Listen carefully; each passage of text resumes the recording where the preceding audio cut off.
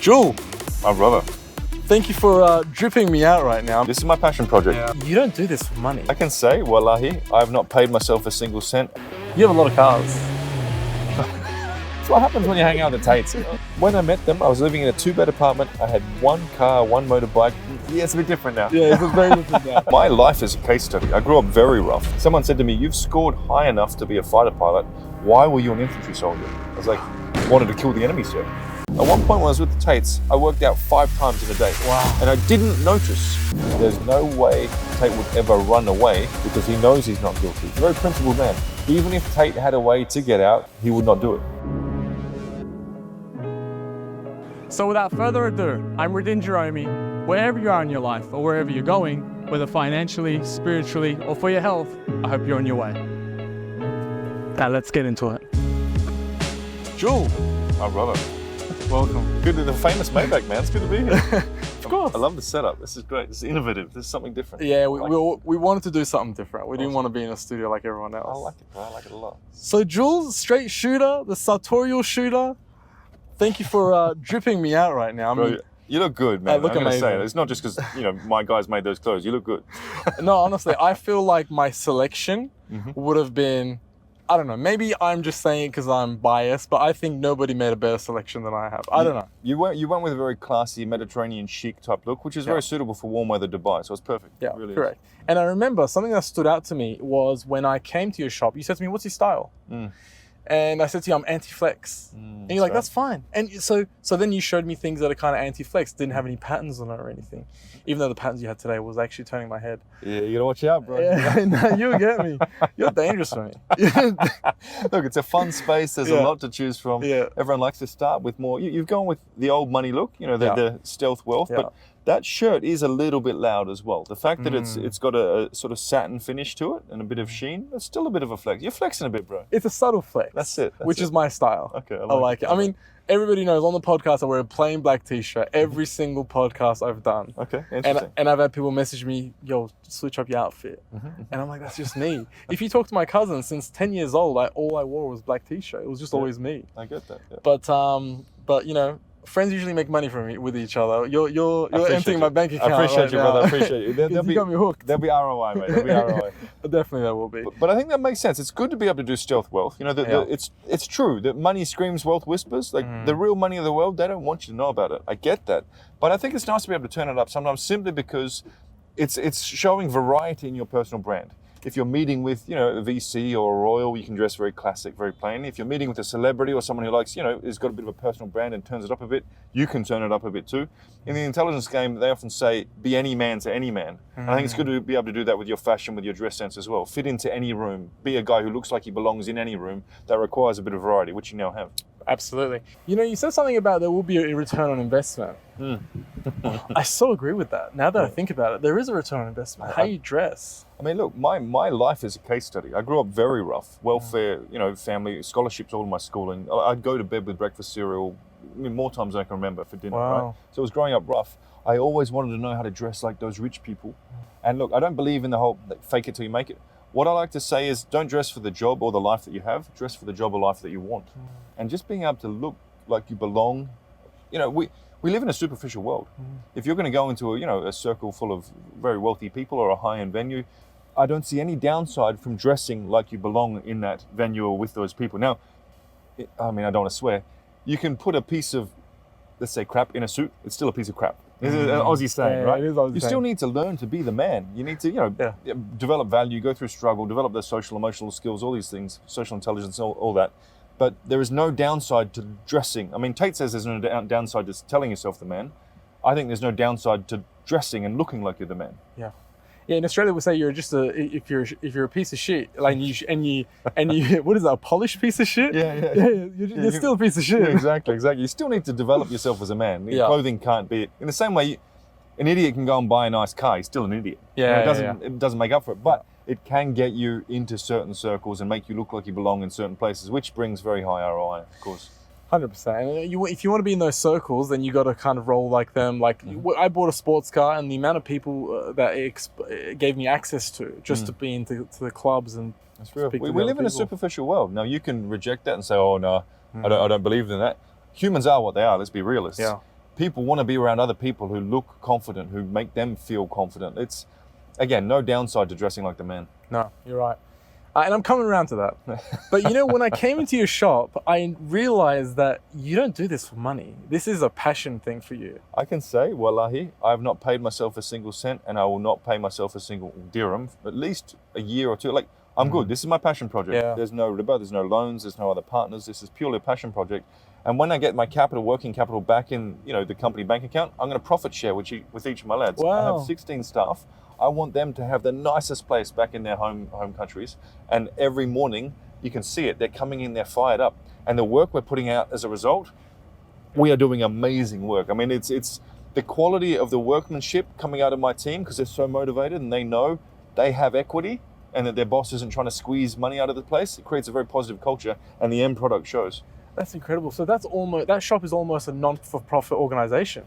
I mean, look, what I'm doing now, if you want to get into details, the money that comes in, I'm just leaving it there. Yeah. And what I'm going to do is I'm going to take, when it hits certain amounts, I mean, it's growing, we're busy, right? Yeah. I'm buying properties that my staff will live in. Sure. Because I'm not happy with the accommodation that's available for staff in the country, so I'm going to buy my own. I don't like dealing with landlords. I don't like all that mess. Here's your place, actually, one of the guys, my deputy store manager, I just bought an apartment for him and his family to live in. You should see how much that lights him up. Like the fact that he's being taken care of and his boss is going that extra mile, that's how you get someone engaged, giving their best effort every day, and it shows in the products. Yeah, absolutely, 100%. And with my businesses in Australia, I can always tell when somebody wants to quit 2 months before. Yeah, okay. They're just disconnecting.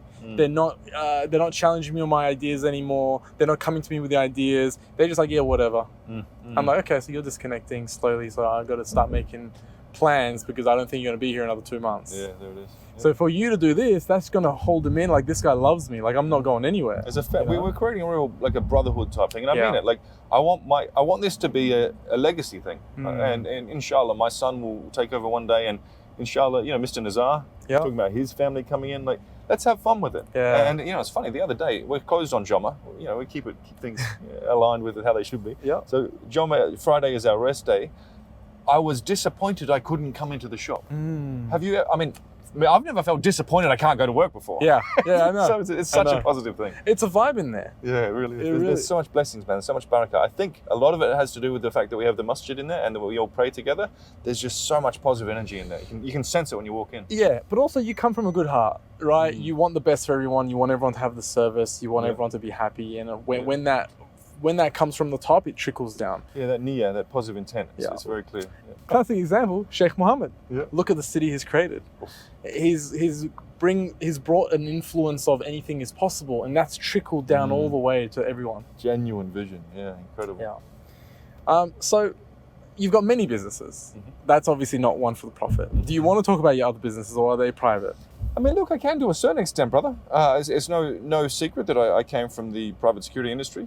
I'm proud of the work that I've done over the last 15 years in that industry, from evacuating, women and children from war zones, to resolving kidnap crises, to, resolving all sorts of threats against people's family, extortion attempts, all these sorts of things. So what I call problem solving. But I'm trying to move away from that. It's heavy. Things can go wrong. I like clothes. Making clothes is simple, bro. You have a bad day making clothes. Sorry, we need to delay your next fitting. It's fixable. Whereas when you have a bad day in the high threat security game, death. It's heavy, man. It's not a positive thing. So I still have security consultancies. I still, manage a lot in that space. But I'm more and more, handing contracts off to other friends and other companies, and just focusing on semi-retirement, managing my investments, alhamdulillah, focusing on my family, my faith, and making clothes. Is that how you became? First of all, I got a Red Bull for you. I know you don't drink coffee. How about that? What's your beef with coffee? What's your beef with coffee? Man, I like coffee, but this just hits better. I don't drink alcohol. I don't commit zina. I've never done drugs. My one vice, bro, is right here. It's Red Bull. You've profiled me well, brother. Is that your Red Bull team too? I mean, I would like sponsorship from Red Bull, but some of the things I say might be a little too controversial. Is that your Formula One team though? Is it? Are you a Max fan? I am indeed, man. Are you? Yeah. I mean, I was happy when he won. Let's put it that way. It was a long time coming. He's a talent. I just wanted to see Lewis Hamilton not win for a change. Yeah. But now we want Lewis Hamilton to win. Yeah, exactly. Yeah, that's how the game goes. Now we flipped. But Daniel Ricciardo, I mean, Bigs up to him. I'd love great personality. Love to see him with more podiums. I think you could probably get him in the shot. You could probably get him a suit. Yeah, inshallah. Well, man, his style, we could deck him out well. Actually, I might reach out to the network, see if we can get... You should. I think you'd be able to get him too. So is that where you got the nickname, the problem solver? Yeah, I mean, look, for the longest of time, and I talk about this, with the guys that I mentor with in the war room. I say the way you're going to build relationships with the elite is first by adding practical value, because we exist in a value economy. We're not mates because you tell nice jokes or you're useful to me, I'm useful to you. We have brotherhood based on that, but it's all value economy based. So to get a foot in with the people who are running organizations and countries, you need to add practical value. Of course. From there, when you show, you're trusted, they're interested in what you have to say, you can build more of an emotional bond. But initially, it's always that practical value. For many years, I've solved problems for important people in the realm of security investigations and crisis management. Talk to me about your security career, right? You keep going back to that. I keep trying to avoid that. Oh, you should. Okay, all right, we'll move on. I mean, look, we can. Okay. Look, let me go real general. Okay, general. Let's do general. Your brain is obviously different from the regular person. You got a very high IQ, right? Tell me the IQ story. Okay, so my father's a genius, genius among geniuses, and IQ is hereditary largely. I took the Mensa tests twice and got 1 point below what was required, so got angry at Mensa and didn't pursue that anymore. Sure. But yeah, thankfully I learned quickly, and I applied that to languages. And within the military, I was noticed as a guy who learned languages quickly, and that's how I was taken into the intelligence world. Oh, I see. So they selected you from your intelligence to go in. Yeah, I started as a soldier, man. I was I remember I was actually told when I was going through, because it's a very heavy process to get into military intelligence. There's a lot of both personality tests for the top secret clearances and a lot of aptitude tests. Someone said to me, "You've scored high enough to be a fighter pilot. Why were you an infantry soldier?" I was like, "Wanted to kill the enemy, sir." It's just a different mindset. But I think I had naturally high IQ, but I had a strong distaste for school and for education. I didn't connect with schooling, and so I was always going to take a different path. Not dissimilar to Tate. And my father was was state chess champion in South Australia in the 70s. Wow. So there's correlation there between Tate's story and mine. Naturally, we're blessed with high IQ from our fathers, but we just did not gel with the traditional education route, and we built our own. I mean, obviously, his empire is I wouldn't even think to compare what I built to his. And fair enough, he works harder than anyone I've ever met. The man deserves all that he's achieved, alhamdulillah. But there is correlation between his origin story and mine with the smart dad who enjoys chess. Sounds like you both had the same dad. Yeah, indeed. I mean, his dad was a lot more masculine, a lot more like his dad was brutally. You want to talk about the values and the masculine frame. Tate's father, Emery II, what an incredible case study as a man, and he was very principled and very firm raising his kids, and that's why you have both Andrew and Tristan being as disciplined and as effectively masculine as they are. Sounds like you guys had the same dad. Basically geniuses, and you were saying it's hereditary. I hope it's not, because my dad's not the smartest person. So my dad. One thing that I've learned as well, if we talk about IQ, it's largely overrated. Sure. It does not correlate with success. It does not correlate with capability. I would much rather someone who has people skills, social and emotional intelligence over book smart IQ any day, and you can see that in the business world as well. Yeah, IQ can't be taught. EQ can. You can learn EQ. I think. Yep. Emotional intelligence. 100%. when to not overreact. Keep it cool. And even though every fiber in your body you want to rip someone's head off, that's not the smart thing to do. In true Aussie fashion. Yeah, exactly. And on that, I think a big part of my success is I took that IQ. I was a nerd. I was a geek. Up until the hormones kicked in when I was 13. I was like, oh, hang on, I need people skills for obvious reasons. Yeah. Right? And so for the longest of time, my focus was on social intelligence. So a geeky, chess playing kid who wanted to become capable in the realm of interacting with humans. Sure. That's how I found my way into the intelligence game, which is all about emotional intelligence and building relationships, connecting with people, and taking that into the business world. I think that's. Every young man should focus on the emotional and social skills, that social intelligence, that relationship building, relationship sculpting abilities over, I just want to be smart with books. Yeah. Obviously. Yeah. How many languages do you know? I mean, look, 6 is the number I can put out there, but language is like anything else. It's a muscle. You need to maintain it, right? So, of course. At a certain time, I was proficient in 6 languages. Yeah, because you can speak Farsi. I can indeed. Which is the language I speak. Oh, really? We can finish this podcast in Farsi if you want. Okay, let's go. Bale. Remember, 10 سال فارسی صحبت نکردم ولی هنوز اینجاست. هنوز اونجاست. یکم قاطی شد به خاطر من زبون عربی یاد میگیرم. آره. فارسی من پراکنده شد ولی هنوز بد نیست. عربی و فارسی مثل هم هستن یا نه خیلی فرق میکنن؟ به نظر من زبون ایرانی زبون فارسی خیلی شیرینه. Like it's sweet, right? زبون عربی یه خورده it's a bit rough. ولی فارسی سخت نیست. زبون عربی خیلی سخت. خیلی سخت. Wow, I'm so impressed. Thank you. I mean, I haven't for 10 years I haven't used it, but it's still there. Yeah, of course. Yeah, it's good when we're out in social settings. I can talk about someone behind their back to you. True, bro, true. And man, as a party trick, you get me, an Iranian or an Afghani, they cannot comprehend how someone who looks like me speaks the street version of their language. A lot of foreigners will learn, the formal, the ketabi. Ketabi. But that street, I mean, at one point, I was able to understand rap songs in Farsi. Wow. Like my language was that strong. That's incredible. Yeah, that's hard to do. That'd be really impressive, I imagine, in social settings if you're talking to women. I know you don't date anymore. No more dating. Keep it nice and simple. Yeah. So get out of his DMs. All the girls over there. Always sliding into his DMs. Dude, I mean, look, I don't talk about my relationship status, but what I will say is I'm very fulfilled and I keep everything halal and alhamdulillah, I'm blessed with a wonderful and large and healthy family. Let's put it that way. Beautiful. I know you don't want to talk about this service, so I have one last question. You don't have to answer it. Right. Tell me the scariest situation that comes to your mind when you think about the time that you served. All right, interesting. I mean, look, I left the military 15 years ago, so I think the experiences from back then, they definitely helped me form who I am today. But I'd say what's more relevant is the private security sector, because when you get into a gunfight with the military, you've got your boys, you've got your network, you've got, you can call in air assets if you need to. It's a different equation.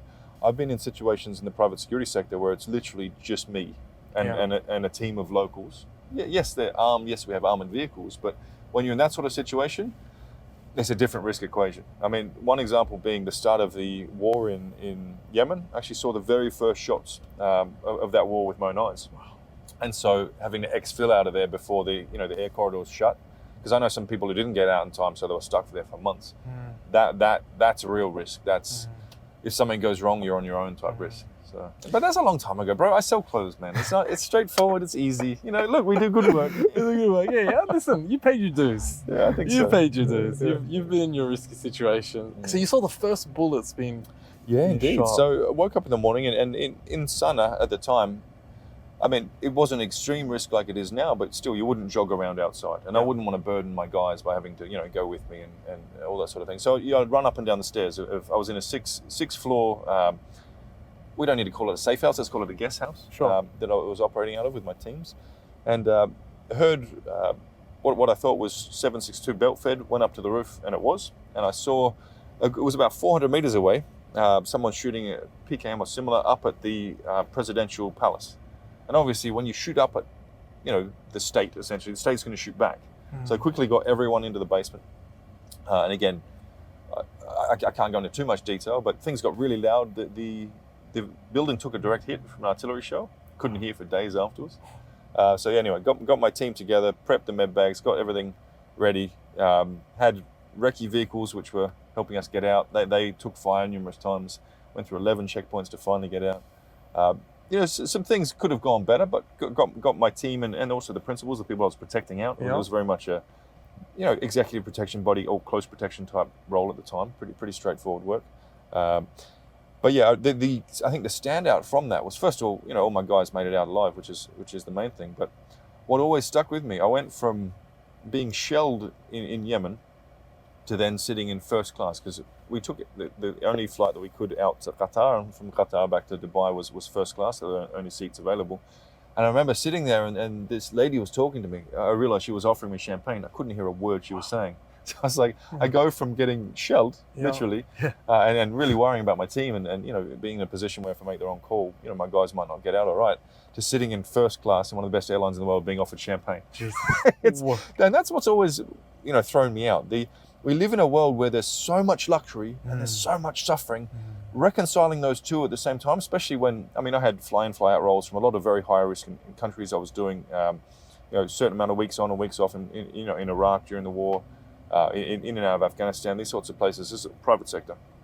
And reconciling in my mind the fact that there's so much luxury and people are living so well, but at the same time there's so much suffering and people are living so poorly.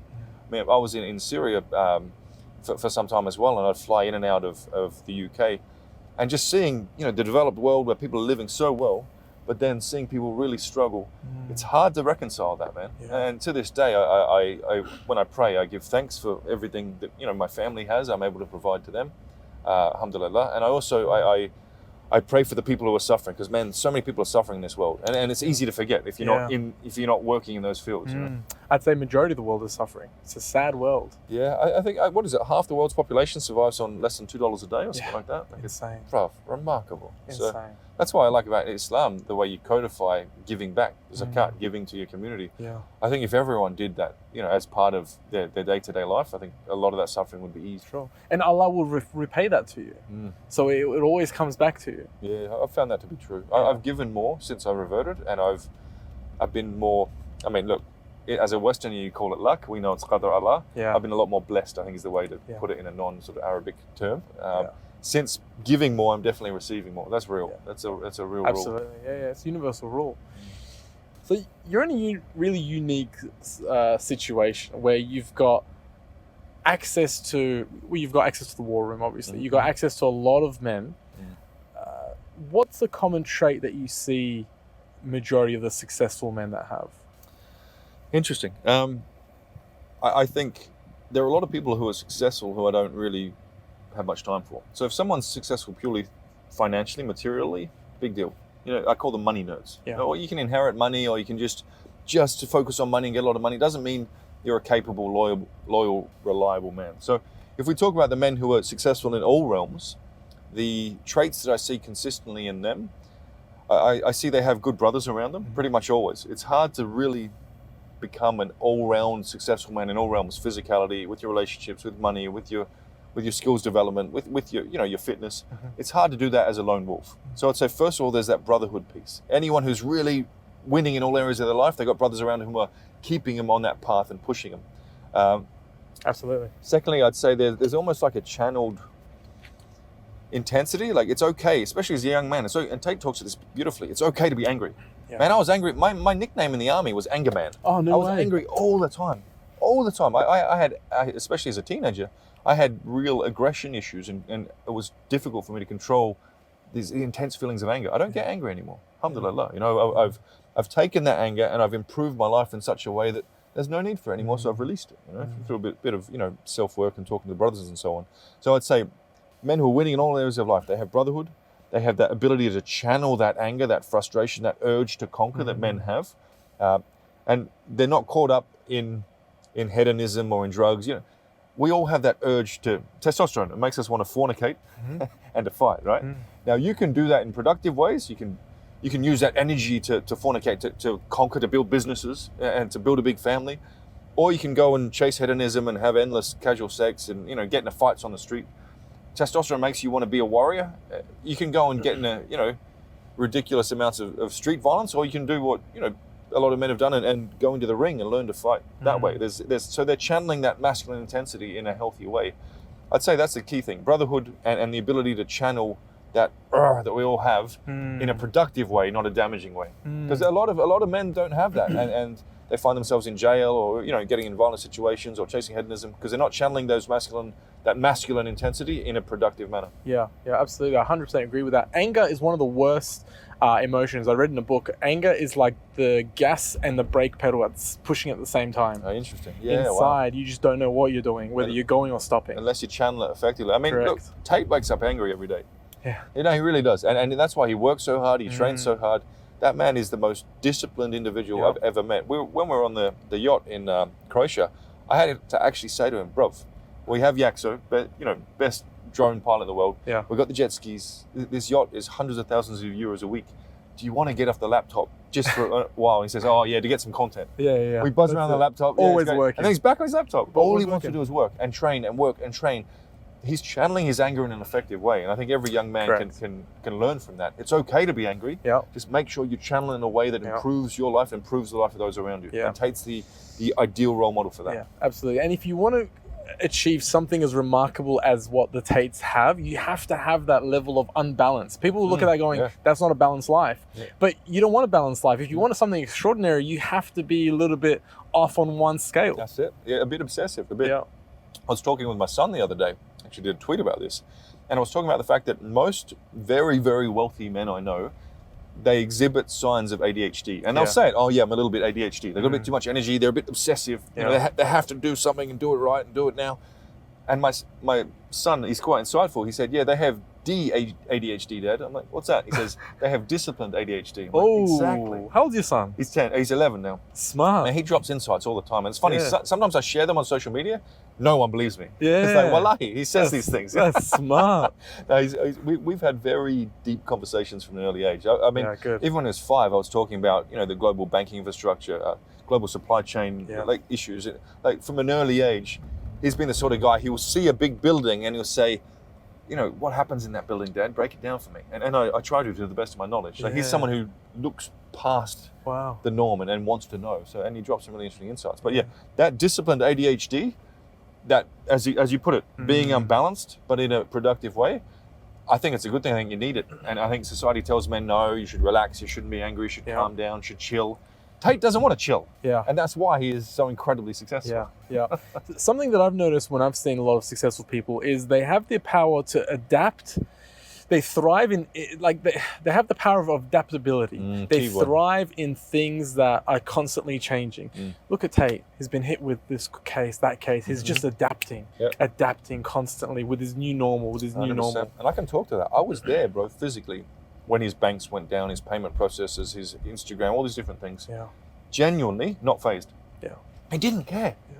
I was like, bro, you're being attacked from all, like his name was being slandered from ridiculous allegations which just don't make sense. Why would Bill Gates rob a bank? Why would the Tate brothers need to restrain anyone's movement or rape anyone? It's not real. It's nonsense. Real. It'll come out. And you know, that's happening now. It's clear. It's clear that they wouldn't rape anyone. I mean, it's just absolute nonsense. And also, I'm sorry, to be a bit specific, if men and women engage in consensual, rough intimacy, that is consensual, especially if that woman keeps coming back and that man keeps coming back. No one's forcing anyone to do it. Rough intimacy with consent is not rape. But that's how you're supposed to do it. I mean, if you want to get really specific about it, and I don't know whether this is, you know, in good taste to talk about, but one of the most popular, and there's even Vice articles on this, one of the most popular fantasies in the world for women is being dominated. Yeah, the book. There's a book 50 about Shades it. of Grey, one of the most popular books of all time. There you go. So if men and women engage in the type of intimacy which is documented to be one of the strongest fantasies that women have, to be dominated, 50 Shades of Grey, one of the most popular books of all time, speaking to that. Yeah. But then afterwards the woman says, oh, you know what, I've decided that was too rough. It's like, well, hang on a sec, you should have said it then. Yeah. You should have stopped everything then, and you shouldn't have gone back for more. And this changing consent afterwards, I think it's a very nasty thing. It's a very dangerous thing. Now, we'll talk about the Tates in a little bit. I want to finish off this topic, but I do want to say something about this woman in particular, because I looked at the article, I looked at the case. This lady's a repeat offender. 100%. She's constantly, there's other cases of her going up to men and saying, he did this to me, and then it redacts it. Now, my suspicion is this person works for some organization, whether you want to call it the Matrix or whatever, but there is something that they have these soldiers, but they're not soldiers, they're women. And they go out and they create these stories just to defame someone when someone's getting a little bit too big. I mean, look, I'm pretty well positioned to answer that in terms of you're talking about like a honey trap type situation from an intelligence agency. She's too mentally unstable to be recruited and used as an intelligence asset, because if you were looking to recruit and handle someone like that, you'd have no way of knowing that they wouldn't go to the media and oust you as the handler. It'd be very complex. They could kill her. No. No. I mean, agent handling isn't as drastic as you see in the movies. Okay. You know? There are ways to recruit and handle assets without them knowing they're being recruited and handled, and that could be an explanation for the situation. But for me, if it's conspiracy or it's just plain idiocy, you go with the latter. This is an individual who has a mental pattern of, I want to come up with fantasies that I've been kidnapped. She's done it 5 or 6 times. She's even sent messages to people saying, this is going to happen, or I'm going to tell someone I was raped. And this is on record. So it's known and on record that she's the sort of person who plays these power games. That's just a continuation of what's happening with the Tates. And also was in Bucharest for 5 days and was staying in a hotel, already had OnlyFans, all these sorts of things. How is that human trafficking? Yeah. It's not. And the Romanians know that. But it's a witch hunt now. It is genuinely, it's an actual matrix attack now. If I get on my phone right now and I call girls and I say, hey, Andrew Tate's in town and he wants to see you, he's got a party. Forget about it, bro. There'll be a line outside his house. Forget about it, bro. How is he raping people? But the challenge has always been for the Tates to get women to leave. And also, I've seen it numerous times. If a woman crosses a certain line of perhaps not, showing respect or, acting in a way that's appropriate, they'll say, all right, and in a gentlemanly way, I wish you all the best, we're done. They are very ready to cut anyone out of their lives who doesn't want to be on that boat or on that path that they're on. Sure. Instantly. If you're not on my page, all right, goodbye, all the best. Yeah. And even Tristan, especially absolute gentleman. You know, I wish you all the best, but we're not going to continue with this. I've seen him say that. Yeah. And then just walk away and done. It's gone. Yeah. These guys cut women out of their lives anytime they need to. They're not keeping anybody against their will. It's nonsense. It's not real. No, it's definitely not real. We'll get back to the Tates, but I just want to finish off the topic of masculinity in men because I'm going to throw some stats at you. Okay. Right.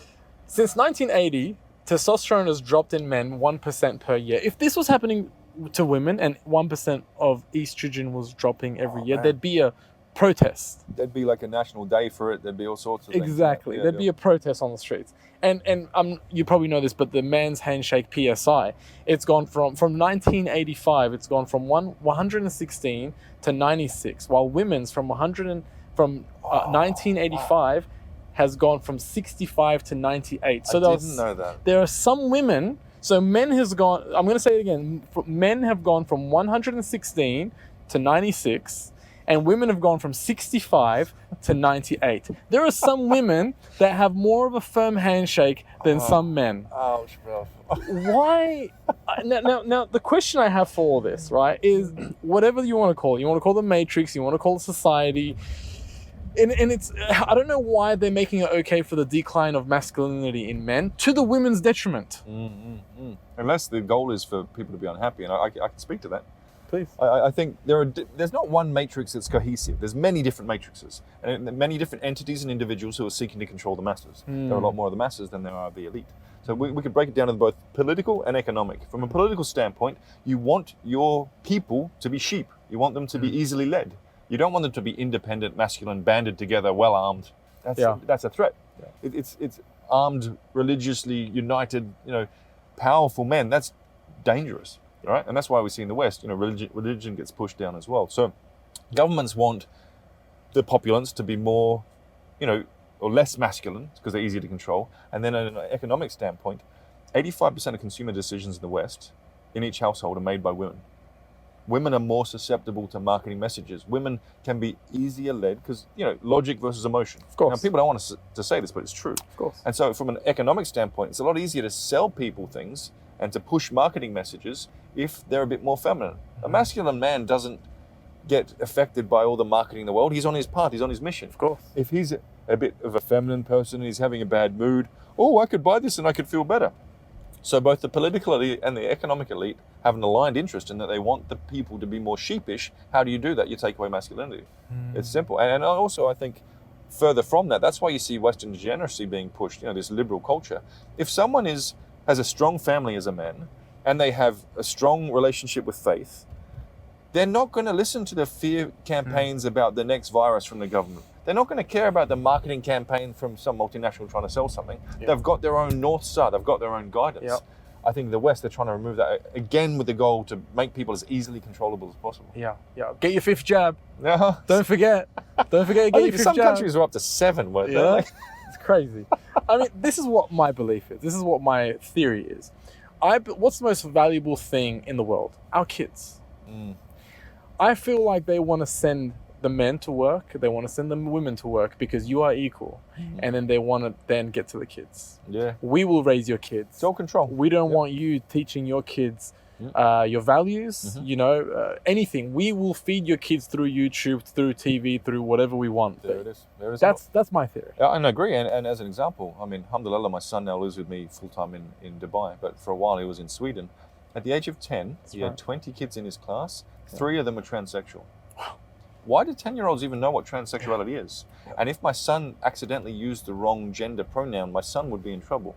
This is 10-year-olds, brother. It's a mental insanity. Why is that being pushed?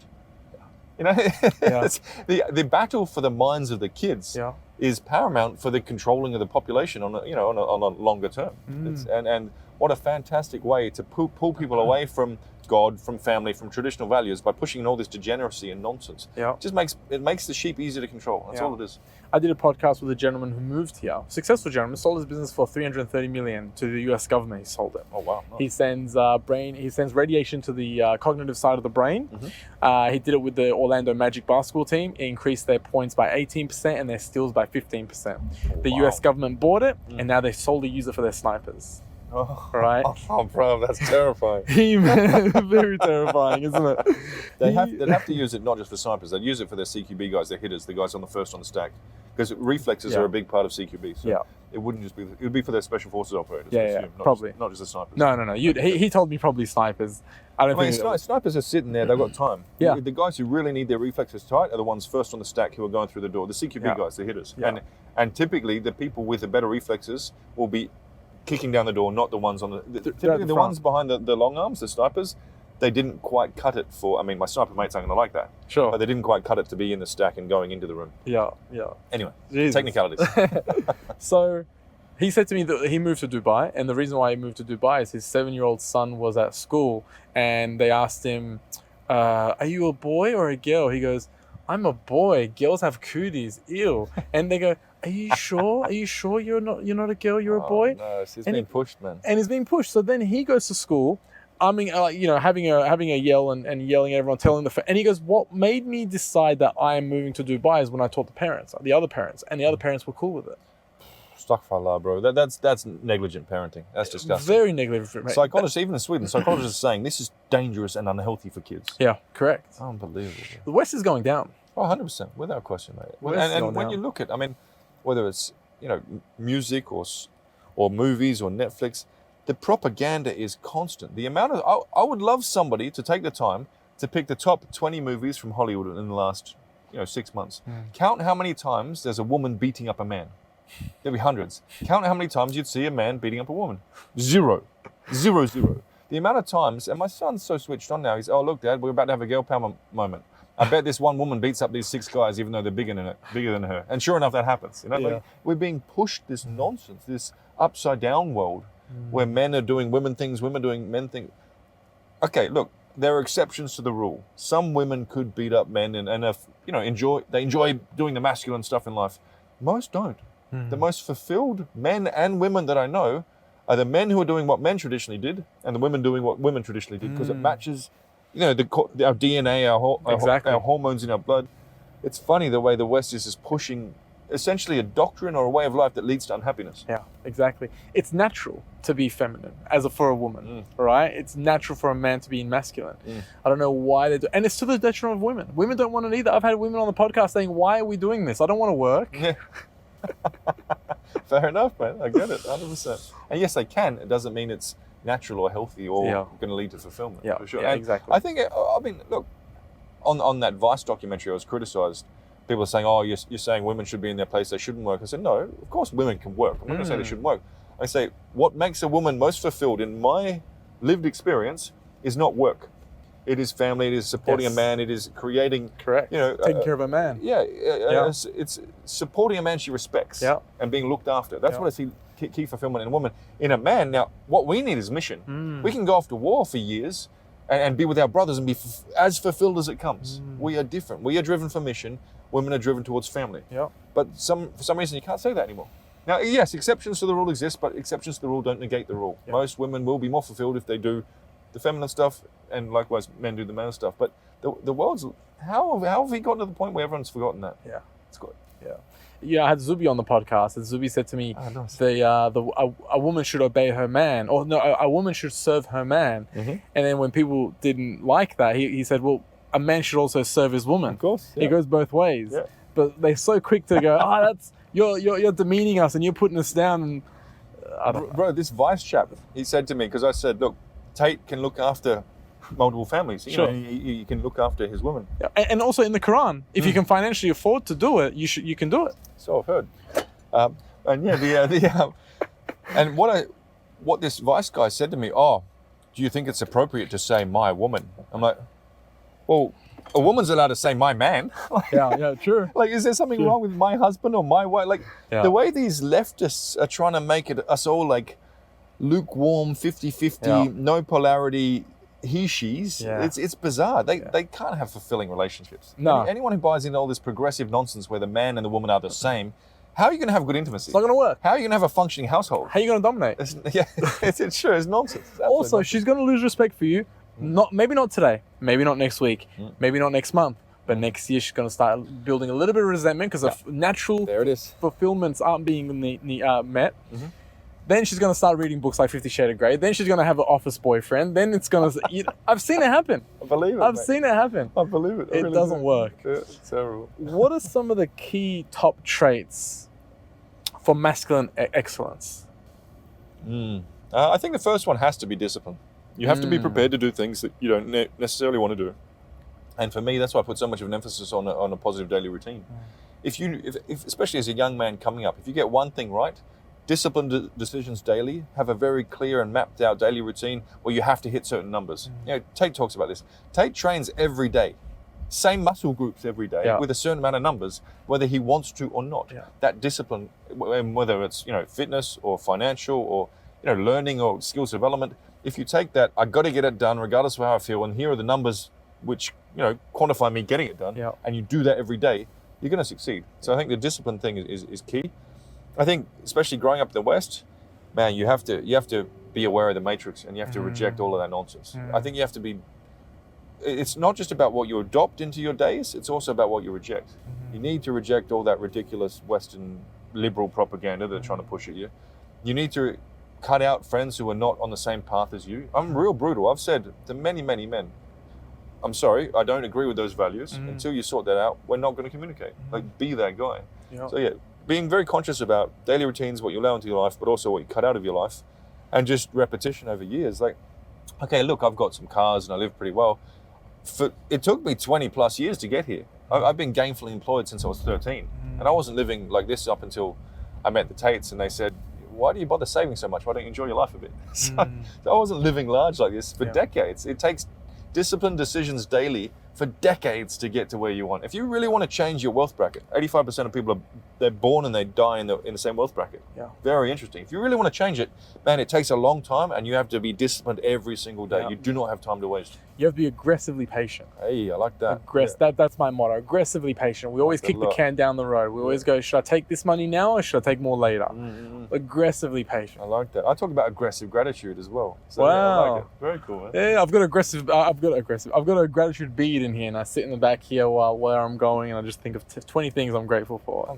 Beautiful, man. Beautiful. Going back to obviously, building your wealth and everything like that, especially in a city like Dubai, I come across a lot of these kids that caught a little crypto pump, and the amount of money that they haven't learnt the lessons that they need to get to that level of money. For real. Right? Yep. And then people look at them going, you can't buy class. Because he's got the money, but he's so classless. Well, that's because he caught a crypto pump and he's got 10 million and he's only 25 years old, right? I see him in the clubs and they're pouring champagne on their watch. I'm like, you didn't earn that. If you did, you wouldn't do that. You wouldn't do that if you earned it. Well said. I think also, the first thing, most of them have a lot less than they say they have. Yeah. Like, this is a city of everyone flexing. Yeah. And people have loans, or, there's even like schemes where you can like rent a supercar a little bit, and your mates can all have the same one, so everyone pretends it's their own. Like, no there's way. a lot of fronting here, man. There's Wow. a lot of pretending. Yeah. So all those young flexers, a lot of the time they're just faking. But man, I can see, and I've actually said to people, you're a crypto lad, aren't you? Because they lack that, the social graces. They lack the respect that you earn when you come up, as men should. And also they invariably think, because I've got a bunch of money /ape JPEG / who cares, I have value. I'm sorry, money doesn't equal value.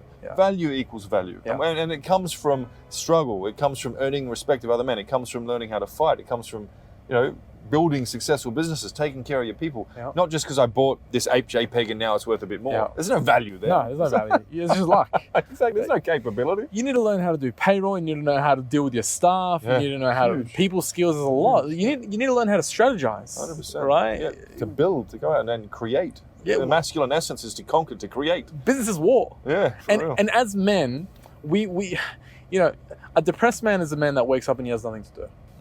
Men need to we need mission, man. We need mission. You need to get out of the house and you need to conquer something every day. That's why men like you will never retire. No. We'll work till we die. Yeah. Because working is what we're here for. I am retired. I work, but I'm retired. Yeah, I can say the I same, will be like this forever. Yeah, I like it.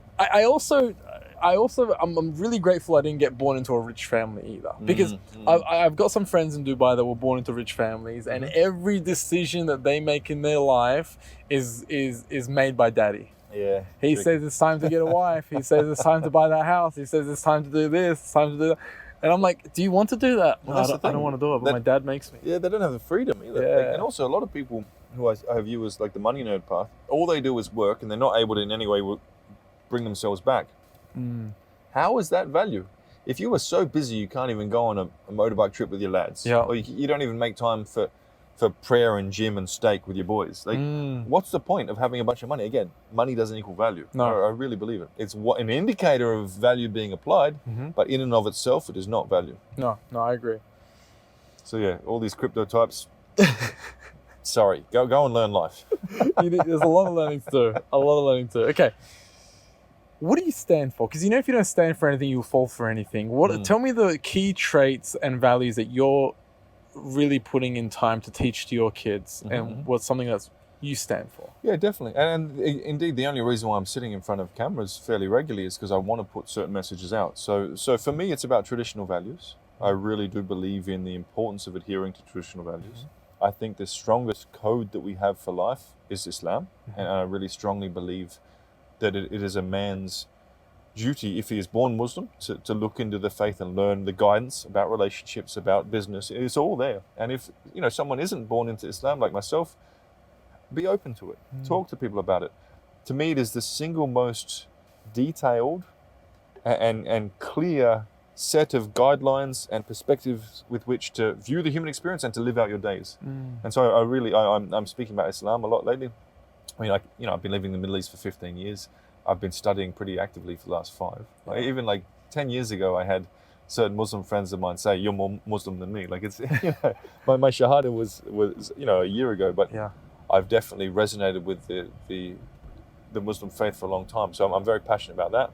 And I believe in taking care of my people, and that's why I went loud on social media. Like when Tate was being criticized and he was in jail and unable to speak for himself, that's when I went loud. That's when I stopped hiding behind Sartorial shooter. I used my name. I was doxxed as well. All these different things. People come to my house, all sorts of fun stuff.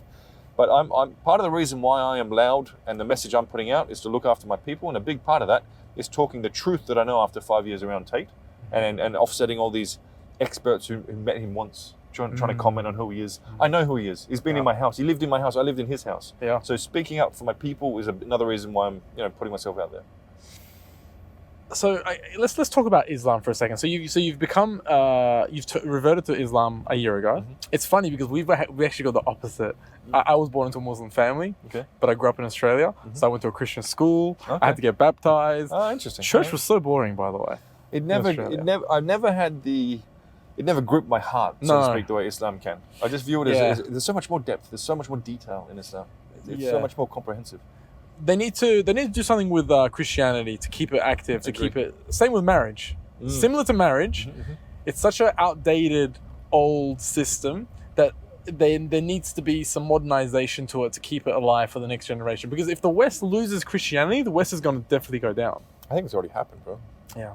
I mean, I see a strong lack of faith in the West. I think it directly ties into why that Western society is headed on the track it's headed. I think the answer to relationships and to living well is to, again, traditional values and guided by faith. That's where you're going to have a cohesive, productive society in which everyone is living the way they're meant to be living. Very strongly. All these red pill, this and that. Green pill is much, vastly superior. These red pill guys whinging about women. I'm sorry. if you don't like the fact that a woman has had 30 bodies, don't whinge about it online. Just don't talk to her. Yeah. So don't like. There's no women in my reality that are sexually promiscuous. Yeah. Because I don't agree with that. I'm not going to make it my life's work to whinge about that. Sure. So Sure. I really do think the green pill is the way for relationships. I think it is. I think if you are going to get naked with a woman, you should be prepared to take care of her. And if you look at that lens, you're going to be a lot more responsible with who you get naked with. It's going to be a lot more of a slower, more careful process. I really do believe if a man is going to be intimate with a woman, he should take care of her, and it should be a faith-based contract and agreement between two parties. That's what builds a family. That's what builds a cohesive society. But the West has forgotten that, and everyone's just chasing pleasure and acting like idiots, and there are consequences as a result. With relationships and with marriage, it's such a hard thing to control. In my experience, right? I was in a relationship I was engaged for 8 years. There's so many external factors that you don't know. You can put it there. That you don't know. It could be as small as a little spark in the office where one of a friend goes, "Oh, he doesn't do that for you. He didn't buy a house and put it under your name," and then, and it's not that fault. It's not that person's fault. A lot of my friends, they get into relationships and they break up, and then they blame, "Oh, it was Harry at work. He said this to her." I was like, it wasn't Harry's fault. You didn't have a strong enough foundation for Harry to be able to blow it over like that. So, with relationships, from my experience, I just take it week by week, month by month, right? Like I will be with you and I will support you and I will love you for every month, but I don't know what's going to happen next month. But the next month I'll continue doing Interesting. that. Yeah, I take it month by month or year by year. I can't say I'm going to be with you for 20 years. Also, I think we live in a world where, this is my most controversial opinion. Okay. I think we live in a world where divorce is relatively inevitable. If you look at the divorce rate in the West, it's 53%, right? Out of the remaining 47%, what's the percentage that are together just because of the kids? Half of that? Situationships. Right? So now you have a system that is designed to fail 75% of the time.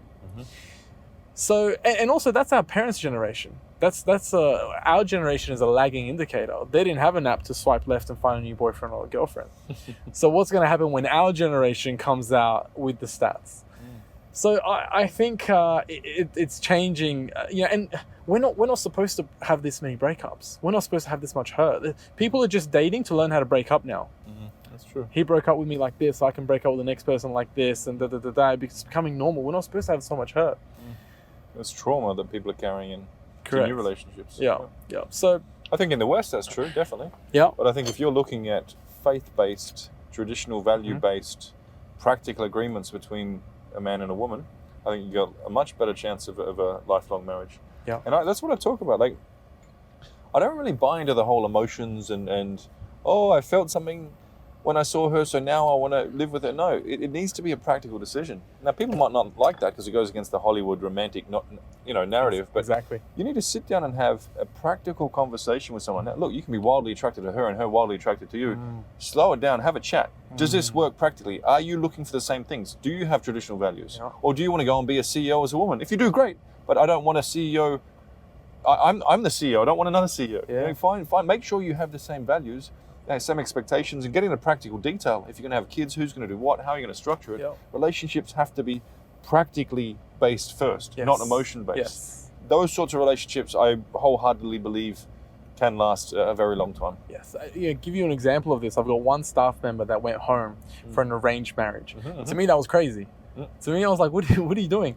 But those are the kind of relationships that work. Well, again, because it's practical and you establish, yes, these two people complement each other. Yep. Emotions can come. Yep. And also I believe this. I believe 80% of divorces are initiated by women, right? Oh, really? And 93% of them, 93% of the ones that do initiate it have college degrees, right? University degrees. Oh, wow. So maybe the Taliban are right then. That's a joke. I'm not implying that women should not be educated. It's a joke. You have a daughter. I know you're joking. Yeah, I do. And I pay for her schooling. So clearly, there you go. So there's a pork sucker being made right now in the future where she meets him and leaves him. Well, I role model a lot and I talk about it a lot with her. I say to my daughter, because she wants to grow up and have kids. And I think I say it's a beautiful thing. When people say to my daughter, "What do you want to do when you grow up?" She says, "I want to be a mum." I say, "Fantastic. Yeah. Don't let if that's what you want, you do that. Yeah. Don't let anyone else push their beliefs on you." But what I say to her is, if you want to find a giving husband who's going to take care of you and really care about you, you need to be a giving wife. And we talk about the difference between givers and takers and these sorts of things. So I think there's a good foundation, inshallah, in my daughter's mind as to how to approach relationships, to find a good partner and to be a good partner so that you can have that long-term sustainability. Yeah. I think if you were my dad, I would have become president. My dad's a lad. My dad's good. He's chill. He always wants to, chill and, sometimes smoke weed. He's really chill. He's like Bob Marley. Yeah, okay, but I love him to death. He's the best dad. That's awesome. I feel that, brother. Good one. Well, that's the thing that's exciting for our kids, right? We can give them that upbringing we didn't have. Correct. So this is what I think about the arranged marriage situation, right? I feel like the reason why they stay together is because the families are marrying to each other. So if 80% of marriages divorces are initiated by women, she is less inclined to initiate a divorce because my mum's best friends with his mum, his dad's best friends with my dad. Societal shame. Yep. Correct. So the whole family marries each other. And men, obviously, the reason why there's 80% of divorces are initiated by women and not men is because men have more grit, men have more tolerance. Men can kind of push through and go, well, it is what it is. It's crazy sometimes, but it is what it is. You know what I mean? It's not going to get better. So that's why I think that system works a lot more. Yeah, I think so, definitely. But also, I think when you look in those sorts of societies, they have a lot more religion. So therefore, people feel accountable to a higher force to keep the marriage together. There's a lot less, okay, I can just go and get a new partner now because of societal shame. So one thing I would say to those who are looking for traditional value relationships, I wouldn't look for them in the West. Because, or if you're going to look in the West, find someone with faith. Ideally, if you were looking for a traditional value marriage that will work over time with a woman who's going to support you, not take from you, you're going to be a team to win at life together, try and find a woman who has strong faith and has a family that has raised her to be respectful to a higher power, to feel accountable. If you have a strong faith, you're not going to go and have 30 bodies by the age of 20 like some of these girls you see, on those chat shows. You're going to have a bit of pride, there'll be a bit of societal pressure. You'll have that accountability to God to look after yourself in a healthy way. So I really do believe, I don't think I would ever be in a relationship with a woman who didn't have a very strong faith. I think it's absolutely key. I think everyone should screen for that. Definitely. And those are the relationships that stay together. 100%. There it is. I have a theory about religion as well. I have another theory. I think a lot. I like it. I'm in the back seat by myself most of the time. I like it. Let's go. I feel like religion skips a generation. My granddad was very religious. He would make me, I didn't know how to pray, but I would stand next to him and put a mat and we would, I would follow him when I was 4 or 5 years old. And when I'm looking the other way, he would slip money under the mat. And he'd say, every time you pray, God gives you money. That's right? And every time he'd tell me, listen, go and tell your dad he needs to pray. And my dad's like, God doesn't need me to go over there and bend over. My dad's not religious at all, right? Okay. But me, I'm very religious. And my dad laughs at me for being religious. Interesting. Right? Interesting. So I feel like religion always skips a generation. What do you think? Yeah. My grandfather was in the military. My parents were hippies. I was in the military. So yeah, there's definitely, I understand that, definitely. But to what your dad said, I believe, Allah subhanahu wa ta'ala doesn't need us to pray, but I think we need to pray. Yeah. The act of prostrating and saying, I'm not the big boss here. There is something higher than me, and I'm grateful, and I seek mercy, and I seek guidance from that which is bigger than me. I think as humans we need that. Otherwise we just become egotistical, dangerous, selfish. So yeah, to just as a segue, I think we need prayer. Not the higher power. Yeah. No, definitely. Prayer is more for you. It's more meditation 100%, than anything. It's a mental reset. It gives me power. I love it. Let's talk about the Tates. How are they? How are they doing? Bro, the Tates are doing well, to be honest. I'm more concerned for their welfare than they are. Andrew actually sort of beefed me a bit at one point. He said, bro, relax. You stop. Because I was I'm genuinely, I care about these guys as family, as brothers. And I was really worried. Andrew actually had to say to me, in DMs, bro, you need to chill out. Care less. We're fine. I'm like, okay, cool. They really don't mind. Yeah. If they have to go back to jail, they'll just do more push-ups and come out when they come out. Yeah. They do not care. It's wild. Yeah. It's a real case study in genuine mental resilience. Yeah. Because, I'm more worried about the brothers than they are worried about themselves. They are doing fine. They practice what they preach. They are rock solid. And, they've even got a saying now. All right, take me to jail. Don't care. Genuinely, they don't care. They are that resilient and that firm in their mind that whatever happens is God's will, and we're going to make the most out of it. Yeah. It's incredible to see. I watched a video where Andrew Tate was trying to convince Tristan to buy Aston Martin, and they're test driving, and he goes, "Can't you see us just driving this to jail? Hey, you got to come to jail." Yeah, I'm on my way. They joke about it. So I've had to adjust and not be so concerned for them, because they aren't concerned, man. Yeah. They know who they are and who they aren't. They know what they've done and haven't done, and they're ready for whatever comes. It's really incredible to see. How did you meet them initially? What sparked the connection? So I reached out to Andrew on social media. I had something I needed to work out in Romania. He assisted, and I said, "Look, man, as a thank you, let me take you to one of my facilities. I have weapons and tactics training facilities, in this example in Ukraine." And he's like, "All right, let's go." Like, well, it was kind of like a comment. He's like, "No, let's go." I'm like, "All right, cool." So he was all about it. Yeah. And by taking those guys to, or it was actually when I met them at the airport, the first words I said were to Tristan. I said, "You're a big unit, aren't you?" Like, people don't realize how big they are, right? Yeah. Like, they're big lads. And so watching them shoot and how quickly they were able to learn, I was aware of the fact that they're different guys. Like, they're built different. And then, at the end of it, sitting and talking, it was Tristan's birthday. We're in Kiev. There's a lot of distraction in Kiev. We sat for hours and and just talked, and they had their cigars and so on. I said to them, I said, "Guys, you have a message to get out to the world. It's really important for humanity, for masculinity. I'll do whatever I can, and I'll use my global network however I can to support you." That was 5-6 years ago. The world has realized that they have an important message. Jesus. Were they thinking about getting the message out, or was it you that was trying to convince them? 100% they were. 100%. Yeah. They knew that the flexing was to bring in the attention, and then the end goal was to put out a message, essentially to counter all the woke liberal nonsense and to help, as I view it, save humanity from shaitan. Like, we didn't use those words back then, but that's what the fight's always been about. Yeah. Andrew and Tristan Tate have always been leaders in, especially for young men, guiding people away from all this woke, liberal, gender fluid, damaging propaganda, and keeping them aligned with discipline, traditional values, hard work, accountability. From day one, they knew that it was their job to get that message out, 100%. If you like this video, consider subscribing. We do weekly podcasts with experts in every industry to help you find direction and guide you on your way. Now let's get back into it. Tell me a story, like a standout story that you have with them, like boats, whatever, like something that stands out, that shows the character of them. Oh my goodness. I got so many. I'm not sure. I mean, my policy is I don't really talk about the guys I roll with in too much detail. Oh, so something you don't have to. Okay, no, let me reflect on that. I don't want to breach OPSEC, you know what I mean? No, definitely not. I take discretion very seriously Absolutely. in all things. Okay, so I'll give you an idea. A lot of the time, the Tates, when they're living a flashy lifestyle and all these things, they were at one point they were forgetting to document it. Like, we'd be smashing cars through mountains. I'm like, guys, shouldn't we at least have the odd GoPro? They're like, oh yeah, probably.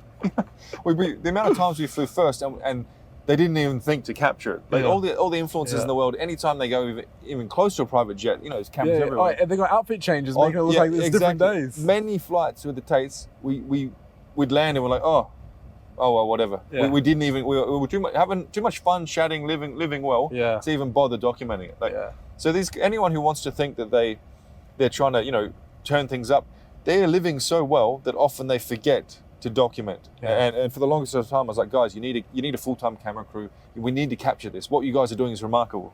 And I mean, they've got all these things now. But yeah, the idea that they're somehow attached to materialism or they're trying to, overflex. These guys, you could take away the cars, they wouldn't care. They're not attached to any of it. Take away the lifestyle, wouldn't care. They'll be happy if it comes to it, stuck together in a Romanian prison for a while. Hopefully it doesn't happen, but if it does happen, they'll still be fulfilled as men. They are not attached to the flash. They are not attached to the lifestyle. They're not attached to the possessions at all. They're very grounded individuals. Yeah, and it really comes across like that too. They don't really care. I mean, it's nice, and they like, but they just like, if they care, they have like how many sports cars? 50 something. Like, they don't really care. It's just another Porsche, whatever. All right, doesn't matter. 100%. What are some of the misconceptions about the Tates? I think a lot of people, they see the sound bites and they think, oh, this guy's just brash, this guy's toxic masculinity or whatever. If you watch the long form videos, there's real value there and there's real insights especially for young men in a world where we've lost our masculine heroes. Yeah. There are no, tough guys, cowboy movies anymore. There are, Yeah. everyone's a bit soft and who's really speaking to the young men of today? True. I mean, someone could argue Jordan Peterson. He got addicted to antidepressants and he cries all the time. I'm sorry, that's not a masculine role model. He's a very effeminate Did you see what he tweeted the other day? Oh, no, bro. What is it now? Well, not the other day, but he said, give him hell, Israel. Oh, that one. Yeah, that's where he was done with me. So, well done. You're cheering on the massacre of children. Massacre of children. Absolute buffoon. Piece of shit. Yeah, genuinely. Well said. So, I think Tates are the only ones, in terms of masculine role models, really speaking to the youth. And so, anyone who tries to say, he's famous because he says bad things or, have a look at the comments under the videos. Go on to Rumble, look at the comments. Yeah. There are so many people who've said, I'm back in the gym because of you, I'm making money because of you, I've repaired relationships with my father because of you, Tates. The positive impact they've had on humanity greatly outweighs any negative. Huge. And I think it's a bit of an insult to say, if a 14-year-old sees his clip about, being a tough guy, they're going to go and do that. I'm sorry, do we ban every gangster rap song ever? Exactly. Even young men know the difference between that satire and this is life guidance. And so, I am so clear on the fact that the Tates are a very powerful, positive force for humanity. And again, anyone who thinks otherwise, look a little deeper. Look past the sound bites and you'll see it. Even the things that they're picking on, it's entertainment. The amount of positive impact that they've had for men, myself included. I've changed so many areas of my life thanks to being around them and seeing, hang on, one of the things Tate says is people aren't trying. Never really understood what he meant. But then, and when I started rolling the Tates, I'd be tired after a day's work, or I'd feel, that's enough after one workout. At one point when I was with the Tates, I worked out 5 times in a day. Wow. And I didn't notice, because you come up to that frequency where you're on all the time, you're competition, kicking goals all the time. That level of human is a role model, and it's very powerful to be around that. If you can't be around that physically, it's powerful for any young man's development to consume that content, to see, hang on, there's a guy who is actually trying every day. I need to break out of what society says is normal, because that's not really trying, and I need to be that ultra high frequency living, high output individual if I want to improve my life, which every man wants to do. Absolutely. You mentioned the rap music, and it reminded me. There's a new song that came out by Rick Ross, and he said, "I put something in her drink, and I enjoyed that, and she didn't even know." Oh goodness, well, that's rape. He needs to be locked up. That's rape. If he's talking like that, he needs to go to jail. That's nothing like what anything Andrew Tate has ever said. Didn't Cardi B admit to drugging and robbing people? Why isn't she in jail? It's nonsense, man. It's absolute nonsense. They're really picking and choosing who they want. But in my mind, there's an arm wrestle with men and women, and women are winning because there's, we're equal, whatever. Andrew Tate's coming back and going, this is to women's detriment. He's actually for the women. He's for the women, trying to tell you, hey, listen, girls, you guys are making a mistake and you're going to regret it. And he's also helping masculine men, or men come getting into their masculine. So we really needed him. If we didn't have him, that arm wrestle between men and women, or I don't want to say all women, but like the woke women that we're equal and everything, we would have lost that. Yeah, well said, 100%. And that's why 6 years ago when I first met the lads, I said, you guys have an important role to play in leading humanity and masculinity, and I'll do whatever I can to support you. I saw what the world now knows as truth. The insights these guys channel, incredibly valuable. And to your point, without them, I think the woke nonsense would be conquering young minds. I think humanity would be much worse off without the positive messaging of the Tates. And they're paying for it. The way they keep putting out, the pro accountability, discipline. It's okay to be angry. It's okay to go out there and change your life. It's okay to want the muscles and the nice cars and the pretty girlfriend. There's nothing wrong with that. If it wasn't for them continuing to push that out, I don't know where we'd be. And to round out my point, look at how they're being impacted because of the fact that they're so loud. Absolutely. They're paying the price for putting out that message. It's not a popular message. And there's nothing wrong with trying to have nice cars or be around women or something. If you've reached all your goals, right? Like I told somebody I want to aim for this, and they said, okay, well, it was a Lamborghini Aventador, right? I just love them, and I said, okay, I'll get rid of the other car, buy the Lamborghini, and they looked at me like, oh, if you need to fulfill your ego, I said, it's not that at all. It's not that at all. I don't have this feeling that I've always wanted a Lamborghini since I was a kid.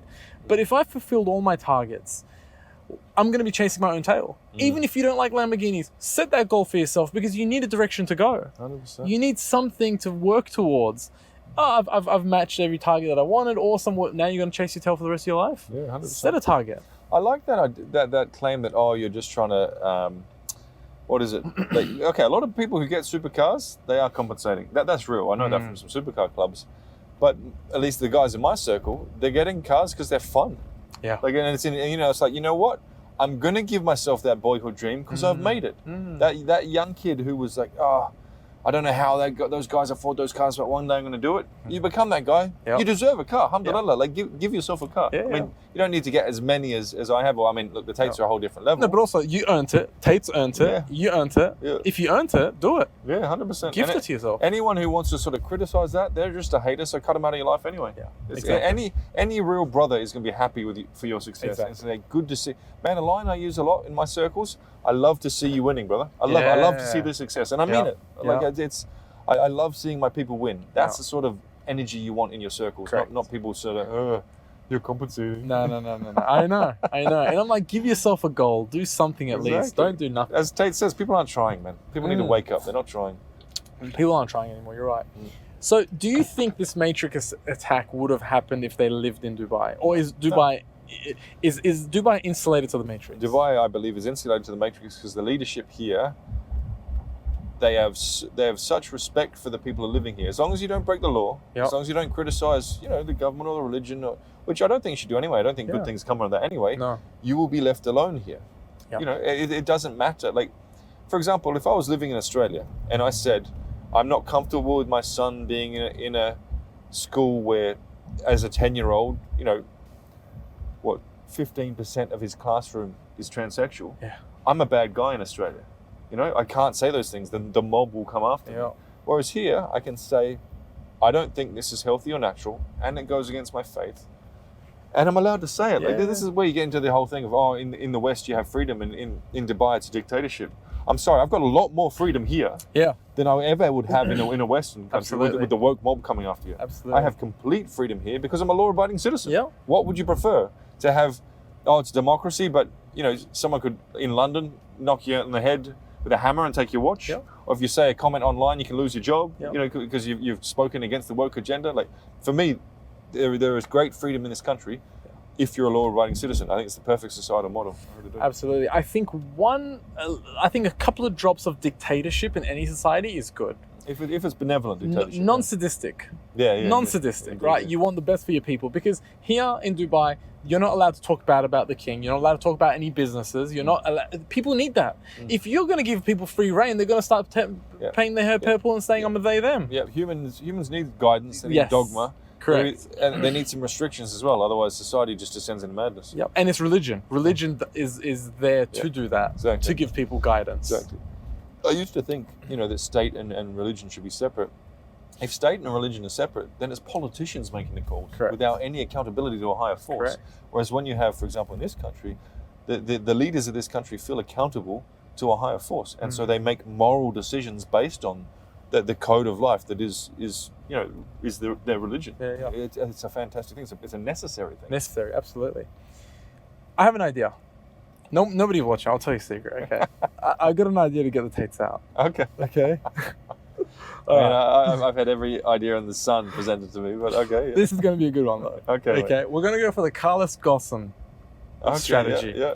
The Nissan CEO. Mm-hmm. I know that case well. Yeah. He flew out an orchestra to his house for a little concert, and from Lebanon, he hid in the cello case, back to the private jet, straight back to Lebanon. It was out of Japan, Yeah, out of Japan, correct. It was I think he was a former Ranger, or maybe he was a Green Beret, ex-American SF guy who did that, who I believe still hasn't been paid, which is unfortunate. Oh, yeah, you're that deep. Yeah, I mean, it's what I used to do, bro. Like, same circles, right? So yeah, bit of a messy one in that sense. But also there were some OPSEC breaches. Some things in that op could have been run a lot tighter. Typically, you want various degrees of separation. If you're the man managing a task, why would you be on ground? Sure. You want cutouts, as it's known. But anyway, It's a different discussion for a different day. I don't want to second guess another professional's work. Tate doesn't want to get out. Yeah. Tate doesn't want to leave. There's no way Tate would ever run away because that would imply guilt. Guilt, correct. He will sit and wait for the process to play out because he knows he's not guilty. Even if Tate had a way to get out, he would not do it. And I know because I'm the guy who talks to him about everything in terms of his personal safety and managing risk and all these sorts of things. He has zero interest, even from day one, to escape Romania because he's not a criminal. Why would he act like a criminal? He's a very principled man. There is no way he would try and run away or escape. He'd never do that. No, you're right. I wouldn't expect him to flee anyway. They would admit guilt, even though he's clearly not guilty. But it'd be nice to have him in Dubai, wouldn't it? Oh man, honestly, I legitimately, genuinely pray for that day. It's such a beautiful moment when we get the brothers back here in a part of the world that respects the messaging that they're putting out, where there is real justice as opposed to this outdated communist nonsense that we're looking at with the Romanian system. The day we get the brothers here will be a glorious day, man. Yeah. Inshallah, it happens soon. And do they say they're going to move to Dubai and not go anywhere else, or what are they saying? They still love Romania. They love Romania. Yeah, they really do. Like they moved to that country for a reason. It is a good country to live in, without doubt. I think the way it'll always be is a blend between Dubai and Eastern Europe. Because even 5 years ago, we realised, and we spoke about it, that's the way to do it. Yeah. When it's too cold in Eastern Europe, you come here. Yep. When it's too hot in Dubai, you go to Eastern Europe. You go there. That's the good living. That's pretty much how we do it as well. When it gets too hot, we go to Europe or wherever. Where do you travel to? You travel a bit. I was going to Ukraine a lot with my businesses there. Obviously, that's not happening now. My facilities have been repurposed for other things. My kit is being used in other ways. Okay. My people are all busy with other things. Yeah. But I really like Croatia and Montenegro. Huge fan of that part of the world. Okay. And yeah, I mean, I really like Hungary. I think that's a wonderful country as well. I mean, I did really like Romania. Yeah. After seeing what their judicial system can do if you speak up and say the wrong things, I don't think any man of means should go to that sort of country. If the authorities can just, based on nonsense, grab you and hold you for a year, I mean, ridiculous. Yeah. So for me, Croatia, Montenegro, these sorts of places, Poland, quite like Poland. I think that's the plan. I was surprised that the Matrix could get a hold of people from Romania. I didn't know that their reach was that. There's massive system. I mean, yeah, different discussion, but yeah. Everyone has to answer to somebody. Put it this way, we wouldn't kill ourselves. The more we talk about it, the more I think we should tell people we wouldn't kill ourselves, like Andrew Tate says. I mean, yeah, if people want to try, they better come correct. I'll put it that way. No. All right, I've got a last couple of questions. Okay. Are you okay? You want another Red Bull or anything like good, that? Bro. No? Appreciate the hospitality. Of course. Hospitality, man. Of course. Cool. Listen, use this car as your leisure. If you ever want to go to Abu Dhabi or anything like that, let me know. Very kind, man. Appreciate that. Send the car, take you out. What do you do for fitness? Because you're 41 and you're fit as fuck. Yeah, I mean, look, my main goal is just to stay. I'm not trying to be big or dangerous. I mean, obviously, you need to maintain certain skills when it comes to hand-to-hand and so on. I want sustainable fitness, man. I want to be able to live the way I want to live. You know, the motorbikes, the shooting, the water sports, for as long as I can. So I do a lot of really boring stuff. Okay, like what? I mean, I do a lot of physio type stuff. Sure. I carry some injuries from army days, some of them pretty severe. So I do a lot of Pilates type stuff, which is ultra boring. A lot of stretching. Ideally, I'll do cardio in the mornings. And then I'll lift in the evenings. Nothing fancy, nothing crazy. Just consistency. Yeah, I've got a pretty awesome gym at home. Yeah. I think Ben's showing me photos. Yeah, I've got a good setup there, definitely. So just consistency, man. That's it. How's your priorities changed? As you're getting older, okay. How have you seen from your 30s to now? The main thing ever since I was young was money. I was so driven for money, to the point where people say, "Why are you so money focused? Why are you working so hard?" No one's saying that anymore. Nah. Funny that. So now that the money thing, alhamdulillah, is sorted, it's looking after my people. It's faith. I view more and more. I mean, to quote our man JW, we were on a boat in Odessa for my 38th birthday. And man, the boat was not like the photos. The food was terrible. It was raining. The staff were rude. Yeah. But we were having a great time. Yeah. And JW said, "You know what? It's not about the boat. It's about who's on it." And I really agree with that. Exactly. So props to him for coining that line, which is stuck in our circles. I'm really focusing on a small inner circle, strong brothers, family time, and winning together. I want all my people, both family, friends, and my staff, to do well at life. I want everyone to lift up and win together. So that's, and a big part of that is faith. I really believe it. And yeah, man, I mean, alhamdulillah, I don't need to work for money, so I'm doing what I want to do. And that's why we have you sitting in this custom-made reality jacket. my confidence has gone up a little bit. You don't want to see me with this jacket on. The confidence at nighttime. My brother, watch out. My friends are going to tell me, take that jacket off. Go back to the black t-shirt because I'm bearable right now. I love it, mate. I love it. Good fun. I think my alter ego comes out when I put this jacket on. Nice. So, obviously you grew up poor, same as I did. How has life changed? How has life changed you now that you are obviously financially stable or set?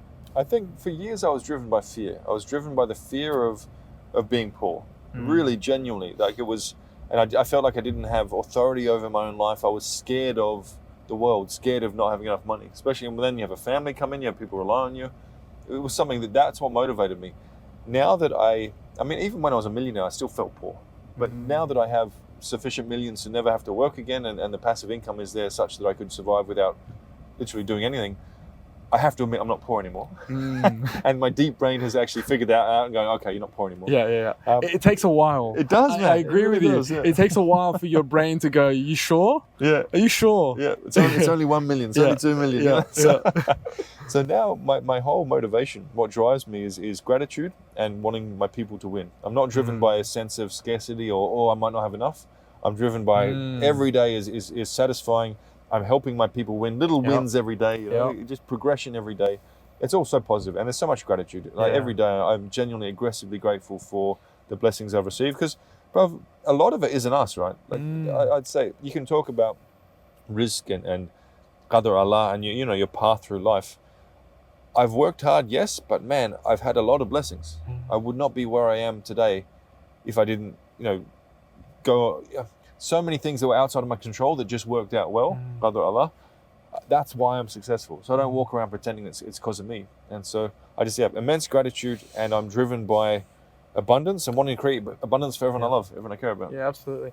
I always tell people God's at the wheel. I always take the Tates approach where it's like I never stress, and my business partner's always stressing. Isn't this stressing you out? God's at the wheel. Yeah, definitely. Honestly, always God's in the wheel, and I just let it flow out how it's supposed to flow. If something is breaking in my life, if a relationship is breaking or a business is breaking, I am the catalyst to make it break faster. Interesting. Because God wants this to break. Yeah, I'll play that. If you're trying to put this together, God's like, hey, listen, I'm at the wheel. I'm going to show you. If I don't want this for you, you're not going to have this. Yeah, I love that philosophy. It's like when you stay in your lane. This is my biggest philosophy in my life. Is I always stay in my lane. I go to coffee shops with my friends, and they're like, look at the line. How many people are they making? I'm like, man, just enjoy your coffee. That's not for you. That path is not for you. And I feel like when you steer out of your lane to get something that God doesn't want for you, He will take away from you. 100%. But if you stay in your lane and you accept everything God gives you, no man can take away from you. And that's why I think on a deep level, you're quite content as an individual. You've got that glimmer in your eye. You're a naturally positive guy. It's because you're not trying to wrestle through life. If something bad happens, alhamdulillah. If something good happens, alhamdulillah. Exactly. And yes, we have the power of thought as we're living this predetermined, the power of independent thought as we're living this predetermined existence. But that's whether you're going to be disciplined. Are you going to live on Sirat al-Mustaqim, the straight path? Are you going to engage in hedonism? Like, for me, it's almost like, from my reading, I've studied this a lot. I've studied, the fact that everything is predetermined, and qadar Allah and so on. We have a path in life that is predetermined for us, and our personal choices will refine how positively like amazing our life is. You make crappy decisions on a day-to-day life, you're still living your predetermined path. It's just going to be a low frequency one. Exactly. Whereas if you make the right decisions, you'll be living that real high frequency, abundant reality. Exactly. Inshallah. And I've always got these friends that go from rich to poor, rich to poor, rich to poor. It's because they're always trying to do, like, whenever we get a phone call, oh, did you hear he's doing good? I was like, yeah. In my mind, I'm thinking, wait. Yeah, wow. Just wait, because he's taking something that's never meant for him, and God will take away from him. I hear that, man. Right? He can't stay in his lane. I did a podcast with Master Sri, which was a yogi. Okay. He's basically called the yogi with a Lamborghini, and the Lamborghini is just a tool to get the attention. Interesting, yeah. I said to him, if you're telling me everything is pre-written by God, what is the point of visualization? Everything's pre-written. Why would I visualize? He said to me, your destiny isn't written. Destinies are written. When you're walking down this road, there's a door on your left and there's a door on your right. you choose which door you go down. Whichever door you go down, that destiny has already been written. I like that. Through that door, you will meet the love of your life and you'll have kids and blah, blah. Through that door, you will find this person. The story has already been written. So choose your own adventure novel. Remember Correct. those? Yeah. Exactly. Remember those books? Yeah. Adventure novels. I used to love them. Me too. So you moving to Dubai, Yeah. that door you went down, the destiny of what is going to happen after that was already written. Life changing. I would not be where I am without this city, bro. Yeah, me without too. question. Without question. Yeah, it's a beautiful city. I love this city. Alhamdulillah for Dubai. What an amazing place. What's your daily routine look like? So it's pretty regimented, to be honest, brother. Ideally, I get Fajr in. Doesn't happen all the time, especially if I finish work late. But I like to. If you start the day with prayer and you set that intent for the day, man, you have a good day. I've learned that firsthand. From there, I have a trainer come in between 7 and 8 to train my son and myself in the boring stuff. Yep. Core, agility, stretching, a bit of cardio. Then I'll drop my boy at school. Typically, I run a lot of businesses, so there's always admin. Yeah. Man, I don't like admin. Yeah, me too. Oh my goodness, I'm allergic to it. But you got to do it, right? You got to do it. So I'll do admin for a bit, and Payroll then, and everything. all these things, and consulting calls and so on when I need to in the morning. And then I'll try and spend the afternoon in the shop.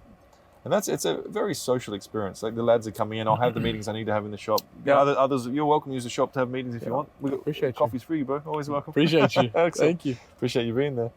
And then I'll try and, if I can, see my son in the afternoon because he does fighting every afternoon. Yep. Yeah, when What kind? With kickboxing is his main thing. Boxing, kickboxing. I used to do BJJ as well, but we're transitioning mostly into the striking. Yep. And then it'll be I try and get home for dinner. I like to be in a family setting for dinner to round out the day.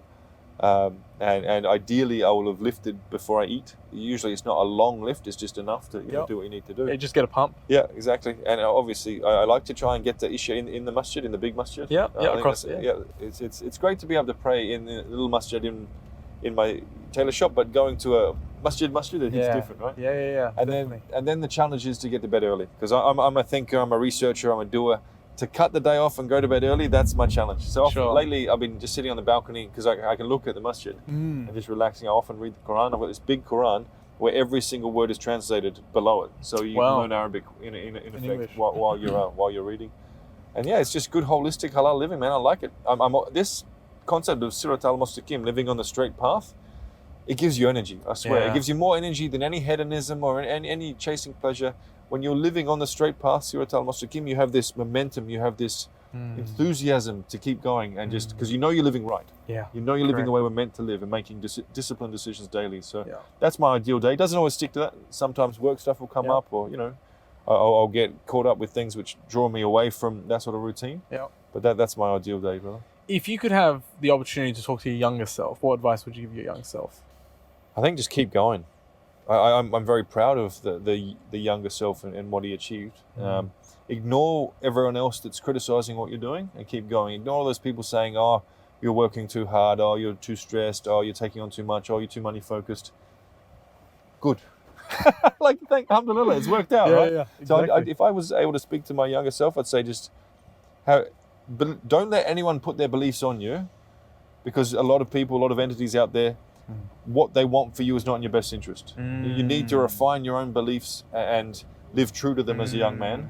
Otherwise, society will program you, for you. Tate talks about it all the time. He does it very well. Even if it's your parents. 100%. If I was to listen to my parents, I'd be a chiropractor right now. Right now, I pay my mum a salary, I pay my dad a salary, and if I had listened to them, I wouldn't have been able to do that. Yeah, incredible. Just because your decision to make that. If me and my dad were to make the same decision in our life, the outcome would be the same. Yeah. Just because the outcome was different for you doesn't mean the outcome is different for me. Exactly. A lot of people, when they give advice, they're projecting all their weird stuff. Yeah. Perhaps they didn't try through life, so therefore they're convincing you shouldn't try so hard, so they can justify their own laziness.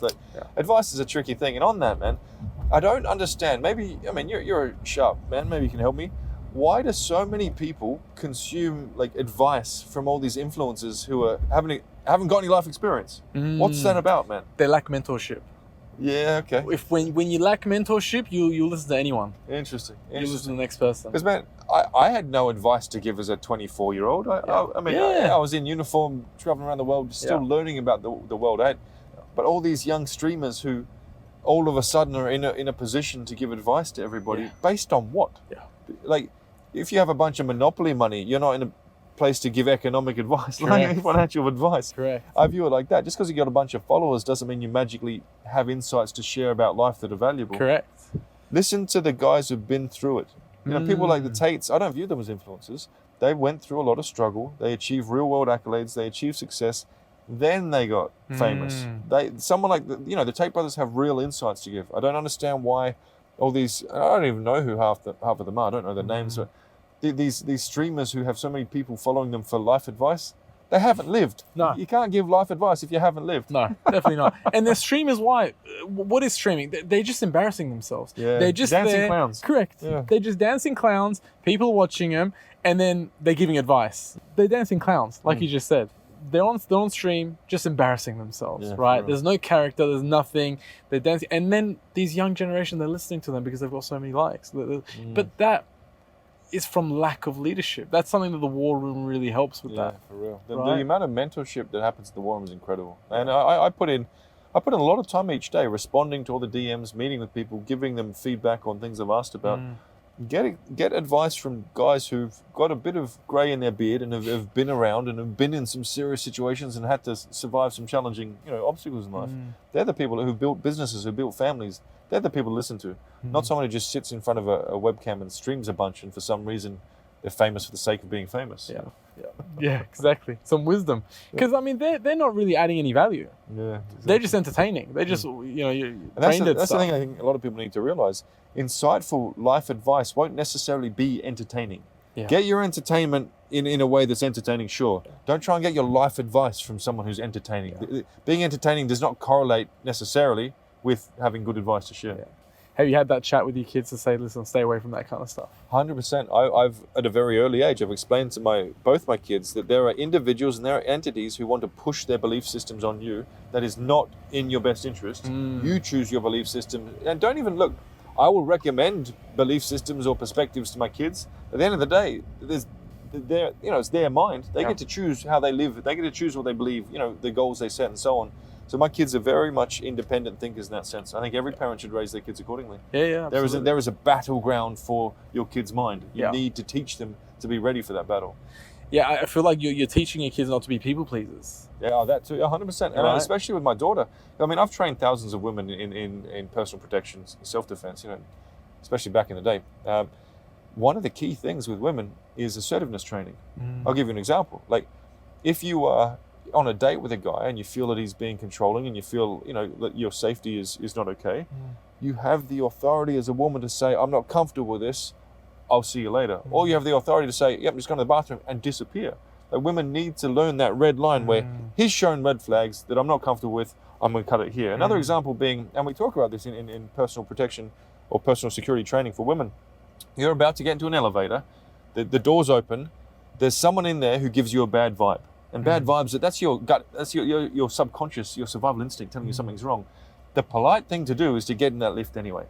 Be impolite. Yeah.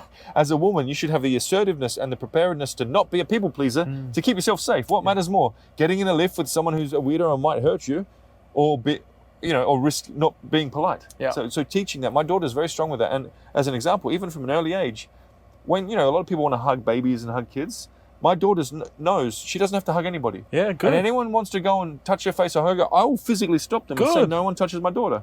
And to this day, she's 9 now, she doesn't hug someone or shake someone's hand until she's comfortable with them. You know what? Good. Good. She is a bit shy. You know what? Good. Good. She is slow to trust. Good. She is consciously saying, I'm not letting anyone in my space that I don't want to. That will correlate with her growing up to be a lot less risk of any sort of assault when she's an adult. These are things we need to teach our kids. That's beautiful. You're raising her perfectly, actually. I put a lot of effort into it, bro. Conscious effort. And you've done it in such a well way. The majority, what they do is they go, no, you have to be polite. You have to give them a hug. Even if you're don't give such and uncomfortable. such a hug. Exactly. But if you're in a dangerous situation, it's okay. I'm going to put you in Taekwondo, right? What's going to happen with a girl that's done Taekwondo with a man that's never done any physical, combat in his life? Exactly. He's going to destroy her. Yep. And it's so dangerous because it gives her the false vision or the false belief that she can take on a man. Yeah, 100%. Right? 100%, But with yours, it's so smart. It's like, just don't put yourself in that position. Yeah, 100%. The idea that the primary way to stay safe is learning martial arts is not real. There are so many other different strategies and risk mitigation approaches, risk avoidance being key. Don't be in the wrong place at the wrong time. Correct. You won't need to fight. Yep. Teach that sort of stuff to your kids, especially your daughters, much more valuable. Yeah, I agree. You do it the perfect way, actually. I try, bro, because I know, inshallah, if ever my daughter's in a situation where there's a guy trying to pressure her to, whether it's jump on the back of a motorbike or, have another drink, she's going to clearly say, no, I'm not comfortable with that. Yeah. That is a lot more important than a black belt in karate. Exactly. She has that assertiveness and she's not afraid to be impolite to keep her boundaries and to keep herself safe. Yeah. You have a lot of cars. Oh no, probably more than I should. What a segue. Yeah, there we go. What a segue that was. That's what happens when you hang out with the Tates. When I met them, I was living in a 2-bed apartment. I had 1 car, 1 motorbike. Everything was sensible. Dollar cost averaging into ETFs every month. I had my property portfolio. It was sensible. Nice. Yeah, it's a bit different now. Yeah, it's very different now. I decided to live a bit. Well, look, to be honest, I don't think I am splurging, brother, in that all of these cars and possessions taken away doesn't impact my life. I have no loans. I'm not in any way living beyond my means. I enjoy my life, and I'm passionate about, customizing and enjoying cars. I spend a lot of time on the track. I spend a lot of money on tuition, learning how to drive and ride like a professional. But it's money well spent. I think skills acquisition is more important than material possessions, and I try to live by that. But yeah, I have a few more cars than I should, bro. Definitely. What's your favorite? Oh, the 812, without question. It's beautiful. And Tate and I talked about this before. The emotional experience of driving 812, especially when you got Novatec on like I have, that noise, that old school Formula One scream as you're smashing through the mountains. Bro, it's beautiful. It's so much fun. I don't really buy cars for flex anymore. I don't really care about the flexing so much, and Islam has definitely made me view the whole flexing thing differently. I don't really care. But wow, I do enjoy tracking. I do enjoy drifting. I love smashing through the mountains of Europe. I try to take a car to Europe each summer if I can justify it time-wise. Yeah. The experience of high-performance vehicles, like the jet ski that I've got that's modified as well, the bikes, that's fun. Much more than the flex. Yeah. I'm actually thinking about buying a jet ski. Did Ben tell you? I'll just use mine, bro, whenever. Did Ben tell you? No, he didn't. No, Please, just use mine. I only use it like once a week or so. I told Ben, let's buy one together. He goes, it's not on the top of my list. Yeah. I was like, bro, wallahi, please, just use mine. It's sitting there. It doesn't. Bro, you've offered me a Maybach. It doesn't feel right. No, but listen. The Maybach comes with the driver. You can drive anywhere you want. It's there for you anytime you want, that right? jet ski of mine. Jet ski is speed. Yeah, you drive as hard as you want, bro. No, the jet ski's not going to get hurt. The human will break before the jet ski breaks. Please, mate, anytime you want. Yeah, it's too much fun. I've got that service with Popeye Jet Ski too. You just call ahead and it's ready for you. Yeah, I know. I know. Ben told me about it. Good. And I told Ben, let's buy one. I sent him a link to it. He goes, not on top of my list. Please, just use mine for a while, bro, before you buy. No, it doesn't feel right to me. It doesn't feel right to me. It's not my style. It's not a woman, brother. It's not my style. Sharing a woman. I know. We're talking about the jet ski. It's like, what do the Tates say? We share everything except underwear and women. It's a good policy. That's a good policy. Underwear and women. Yeah. Okay, so what are the cars you got coming? Oh man, well I've got 2 drift cars. One's just been finalised. I've got 1 more coming in, and I got 2 more drift cars coming. Wow. I'm trying to resist buying a really serious race car. I'm a little bit bored of taking like non-roadworthy race car. I'm a bit beyond taking road legal cars on track. Yeah. Okay. So it's time, race car. It's time. Trying to be sensible, but it doesn't really work out. So there's a race car in the mix. I got people looking for that at the moment. Okay. I think it's 12 vehicles in total now, which is more than enough. But the Tates have 50, so I'm not that bad, bro. Yeah, I know. They've got 200, and they've got that Bugatti. By the way, where is the Bugatti? I'm not sure, but I'm pretty sure it's somewhere safe. Like someone's taken it, right? Like the Matrix has taken it, the police have taken it, or no, it's still in their possession. I mean, look, if the government had taken it, you'd think there'd be photos, right? They'd put that all over. That'd be like a symbolic win. I haven't seen any photos of it being taken. I see. So yeah, I'm quietly confident that it is in a secure environment. Okay. Yeah. All right. Good. All right. So, is there anything else you want to cover? Man, I'd like to know a bit more about your story, brother. What's for the young men coming up? What was your differentiator? What made you one of the few people who drastically changed their wealth bracket that they exist in? It's hard because it's such a long story. I mean, for me, it was where I get my hunger from is seeing my dad basically seeing my dad sacrifice everything to move to Australia and be a taxi driver for 20 years and wake up at 4 o'clock in the morning, and for me to go, I'm not going to piss in this opportunity that he's given me. So relentless tenacity. That's it, man.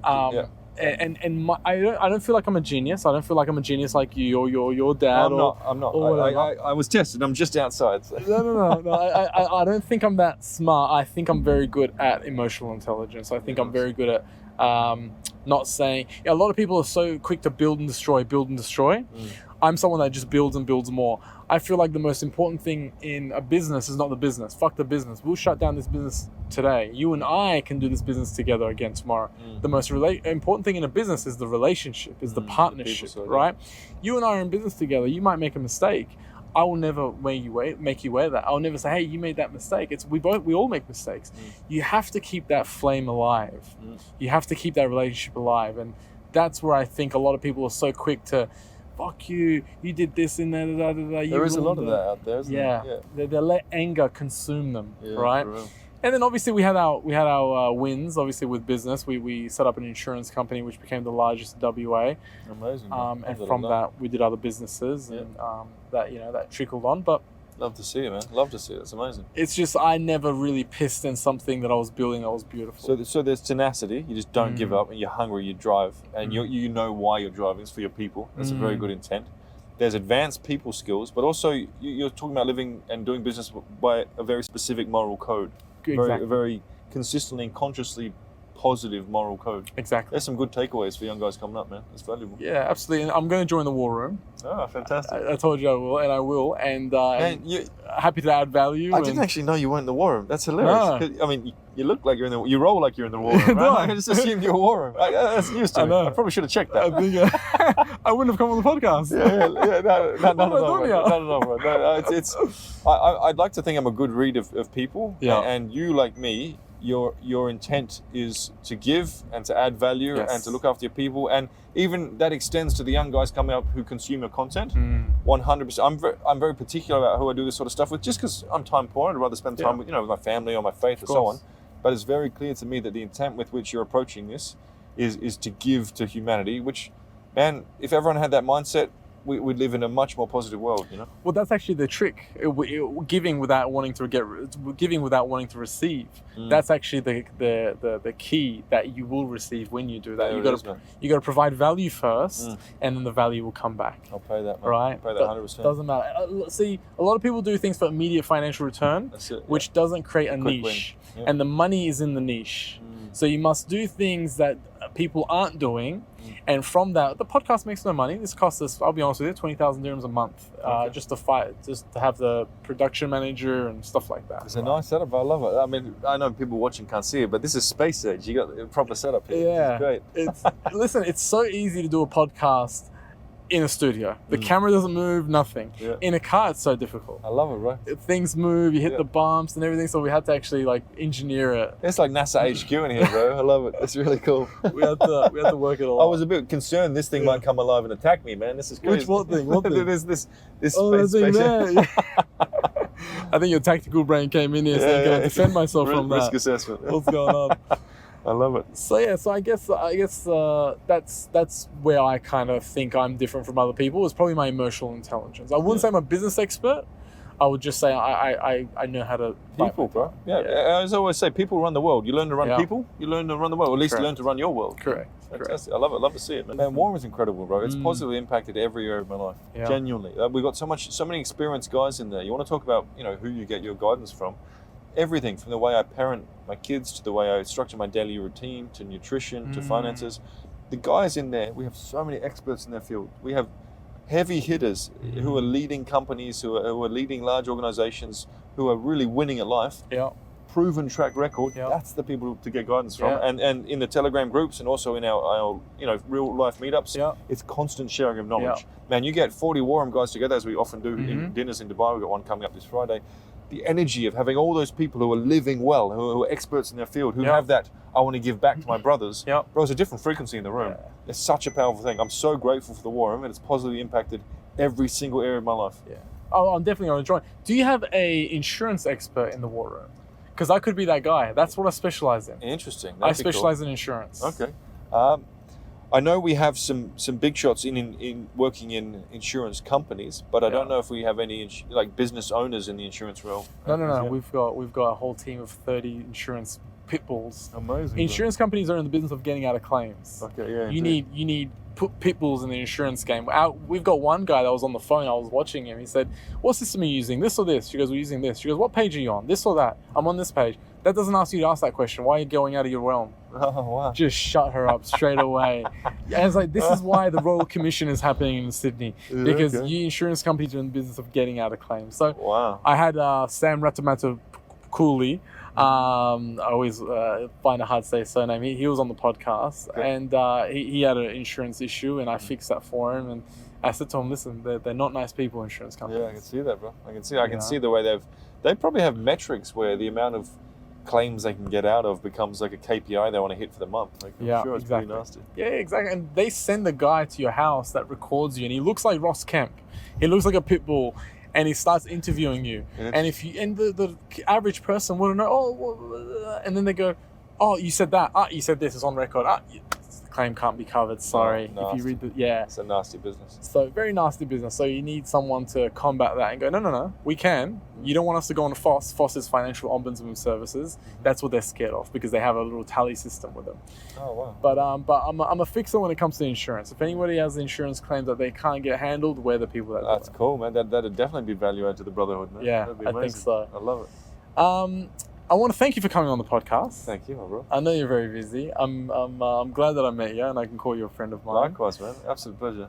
The main thing I want to thank you for is being the leading person to dissolve Islamophobia. Interesting. All right. Because, it is a thing. And, yeah, it's real. Especially in Australia where we grew up. And, you obviously being from the Western world and putting your name on it and saying, "Hey, no, I've read into it and it's all about love and compassion." Yeah, it took me a while to learn the truth. It took me a good 15 years of being actively aware of and reading about Islam to actually go, hang on. I've always felt that the Western value system is at odds with, and there's a bit of a combat with, the Islamic value system. I realized, there is a battle between Western liberalism and, traditional Islamic values. I realized I was on the wrong side. So I was right in that there was a battle between the two, but I realized, hang on, the Western side is actually leading to the breakdown of the family unit, high divorce rates, high depression, and just society being broken. Yes. Whereas if you live on Surat al-Mustaqim, that straight path, as per they've clearly broken down in every area of life guidelines within the Islamic faith, you, your people, your family, your society will be better off. Yeah. So it took me a long time to realize that. Because again, in Oz, Islam is a bit of a bogeyman. Like, it's something people are scared of, right? If anything, like the default interpretation of Islam is very negative. So it took me a while to go full spectrum to realize, hang on, this is actually the right way to live. This is the truth. It's almost embarrassing to say you're Muslim in Australia, where we're coming from. You're almost kind of, I see Muslims trying to hide it. Interesting. I'm not embarrassed. Exactly. I'm proud of it. Bro. I think they're coming around it. I think they're coming around to it now, especially with Andrew Tate converting as well. Yeah, I think that's a powerful thing. Definitely, that was always going to happen, man. Was it? Even when I first met Andrew, like 5-6 years ago, he was always like, strict Muslims, they're G's. They're men of principle. They don't tolerate nonsense. Like, years ago, he respected Islam, and so and with his values, he was always going to find his way to Islam. Alhamdulillah, he did. But you're leading the charge to dissolve Islamophobia is actually something you're doing in the Western world, I think. Oh, cool. Have you noticed that? Did you ever think of it like that?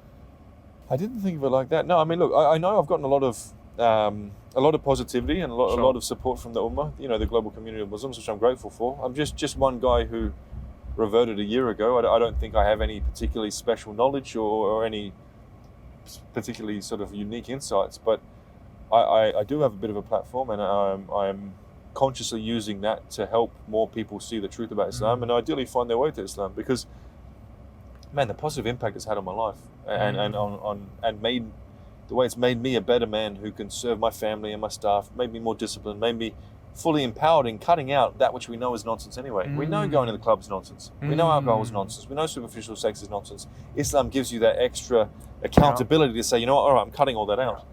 Bruv, it's real. It's such a value add. It's amazing. The more you have casual sex, the more you lose a piece of yourself. Interesting. Honestly, that's how I feel. I went through that, and I just felt like I'm just losing myself. It's like a sticky tape. You keep sticking on something, it's going to stop sticking. Interesting. I just viewed it as a waste of energy that I could use in more meaningful things. Absolutely. I really do. And also, intimacy with a partner who you have a real connection with is a lot more meaningful than, like, I understand men's urge for new. You know, we on a physical level we want new, but new is not always best. Best is best. You know how some people say, oh, even when you've got Wagyu at home, sometimes you want a McDonald's burger? Yeah. No, I want Wagyu every day. Every night. I want the best of the best. And to me, I think it's a better way to live. Yeah. I really do. Absolutely. I think it comes from, this is my theory, I think it comes from the, lions in the jungle, king of the jungle. They usually have 4. Right, Yeah, exactly. They usually have 4. And also, it's their thing to spread their seed as much as possible. Understand right? that. So the part of our brain that wants to keep fornicating with different women is to spread our seed. Well, that's the beautiful thing about Islam. You can do it in a halal way, Correct. in which all parties win. Yeah. If you're having superficial sex with a woman, you are damaging her. Yeah. Especially if you're the sort of guy who's really physical about it. Yeah. If you really ravage a woman sexually, it's going to be hard for her to be happy with the man that comes next. Sure. You can imprint on her in a certain way. Whereas if you're doing it with your wife, who you're going to look after for years, and again, if you're the man who's worked hard enough to be able to look after multiple families within Islam, you can do that in a halal way. That's the ultimate way to live. It's not just new from random. You want new from variety within a family, within a halal manner. That's the Correct. superior way. I have a question, bro. Yes. 5 minutes away, my Porsche's just being finished modified. Do you want to go and see Let's it? go there. Car dip, brother. Can we go to car Can you dip? put in your maps car dip? CARDIP as one word. It's literally 5 minutes away. Love it. And also, it also creates a bit of a competition through men. I feel like if you're not worthy of a woman, you shouldn't have a woman. If there's 100%. a man that is worthy, he should be able to have 4, right? If a man cannot handle women, but if there is a man that can handle women and it can fulfill her all needs and is the masculine man, he should be able to accommodate for multiple women, because then that creates a bit of a competition for the men that can't to have to level up. Interesting. Yeah. To be able to... But also, I think throughout society, not every man has ended up with a partner. It's a modern thing that, every woman has, but not every man has. In the tribe, it was the alpha, the big boy, who got all the pretty women. Yes. The idea that every man, throughout history, the majority of men did not produce offspring, but all the women did. Yeah. So we're not the same. But what I would say to anyone who's looking to have multiple wives, it's not just a financial thing. It's a time and energy and care and empathy thing. And I'd say for the vast majority of men, even though they might view it as a bit of a dream to have multiple wives, it would be a nightmare and they wouldn't be able to handle it. True. The money piece, you can sort that out. Yeah. But being able to guide multiple families and all the different emotions that come with it and the challenges and the jealousy, that's not something that is right for not everything is for everybody. And so I think a lot of people think, oh yeah, I'd love to have multiple wives. I think a lot of people are in love with the idea of it rather than the reality. The reality, as I understand it, it's a lot of work on an emotional and empathetic and family leadership level. Much more than just, I've got enough money now I can have multiple women. I feel like some men do it more for their ego than actually being able to handle it. Interesting. Yeah. Okay. Interesting. I think if you're not in a position where you can be a positive value add to a woman's life, in terms of emotional learning and empathy and experiences and guidance, then she shouldn't be in your life. To me, if you want to be the patriarch, if you want to be the leader of a family or multiple families, you must be a positive value add. Anyone who tries to have multiple women in their life and that woman is not better off, to me, that's not the way God intended it. You should be improving the life of everyone who's in your family. What makes a good marriage? I think practical complementarity. It has to have a foundation of you have the same belief systems, the same expectations, you want the same things in relationship. There needs to be that alignment and that practical basis. And from there, I think it's polarity. I think man should be man, woman should be woman. And yes, other people can run relationships however they want. The relationships which I've experienced and am experiencing, or I view as the most fulfilled that I see, in the day-to-day, it's the man is traditionally masculine and the woman is traditionally feminine. That polarity is so key. That's where the fulfillment is. It's not 50-50. It's not everyone trying to do what everyone else does. It's men are men, women are women. Traditional values for the win. That's what I've seen to result in fulfillment. I've got so many friends in Australia that have gotten married and they've gotten divorced, and it's ruined them. Ruined them. I mean, I was married to a Westerner and then divorced after 9 years. It was difficult, man. It's a messy process to go through. Definitely. I've seen my friends go through it, and I see why men commit suicide. It is bad, especially because the courts are so lenient to the women. Oh, it's ridiculous. Yeah. It's almost comical. It's broken. Yeah, It's completely broken. 100%. It's by design. Again, if you empower men and they band together and they become strong and armed and dangerous. That is dangerous for the elites. If you weaken men, then they're not going to cause with respect. Women haven't gone to the street and created revolutions throughout history. It's the men. So if you can empower the women, and what's the perfect way to weaken men globally? You set up a system where the woman has the control, the power. Maybe she'll let me get some action tonight. Instead of this scarcity in the minds of a man. In that system, the second he is married, he becomes a self-regulating citizen. Correct. As Tate said, I'd love to go on protest, but I've got to be home by 9 or the missus will be angry at me. It's control. It's all control. And so that's why I think you see it pushed. That's why you see things like family court and divorce court being so heavily, blatantly, shamelessly unfair, biased towards women. Yeah. The whole system is set up, and I genuinely believe this, to make it femme-centric and to disempower men, because that's how you keep a society easier to control. Yeah, of course, because it's the men that start the uproar, that start the revolution. They don't want that. That's it, man. Who wants that? I mean, to your stats that you mentioned earlier, the fact that testosterone is dropping, men's strength is dropping, women's strength is rising. Yeah. It all ties into control, man. Yeah. Both economic and political control. Yeah. How many cars do you have, bro? Well, I mean, segue? Well, I have 500. Okay, that's a lot. That's more than me. But that's because one of the companies that I own is the accident replacement vehicle company for insurance companies, to insurance service. Oh, wow. And it must be like for like vehicle. So if you crash your Ferrari, we give you a G-Wagon or a what is it? Amazing. Yeah, an Audi R8. I'll be specific, because I didn't talk about my commercial fleet either. How many personal vehicles do you have? Personal vehicles we use all of them as personal. Whatever's that's not being amazing, driven. really? Yeah, of course. But that's so gangster. But I mean, out of all of the 500, there's probably 100 of them are very nice, like the Audis and the G-Wagons and stuff. The rest are Nissans and Toyotas and Mazdas and stuff like that. Personal, in Australia I've got a Bentley. Here I've got a Maserati and a Maybach, and I'm thinking about selling the Maserati and getting a Lambo. Okay, nice. But yeah, I'm small. You know what I mean? Have you driven an 812 yet, bro? No. Oh, it's No, I beautiful. haven't. There's something about it, man. Is it? Yeah. So The raw is incredible. Oh, and especially, I mean, stock, it's beautiful. When you put a Novatec on, it's just it's an emotional experience, man. None of your cars is stock standard. No, warranty lasts about 2 days on my cars, bro. That's it. I think anyone can buy a car in the same way anyone can buy a jacket off the rack.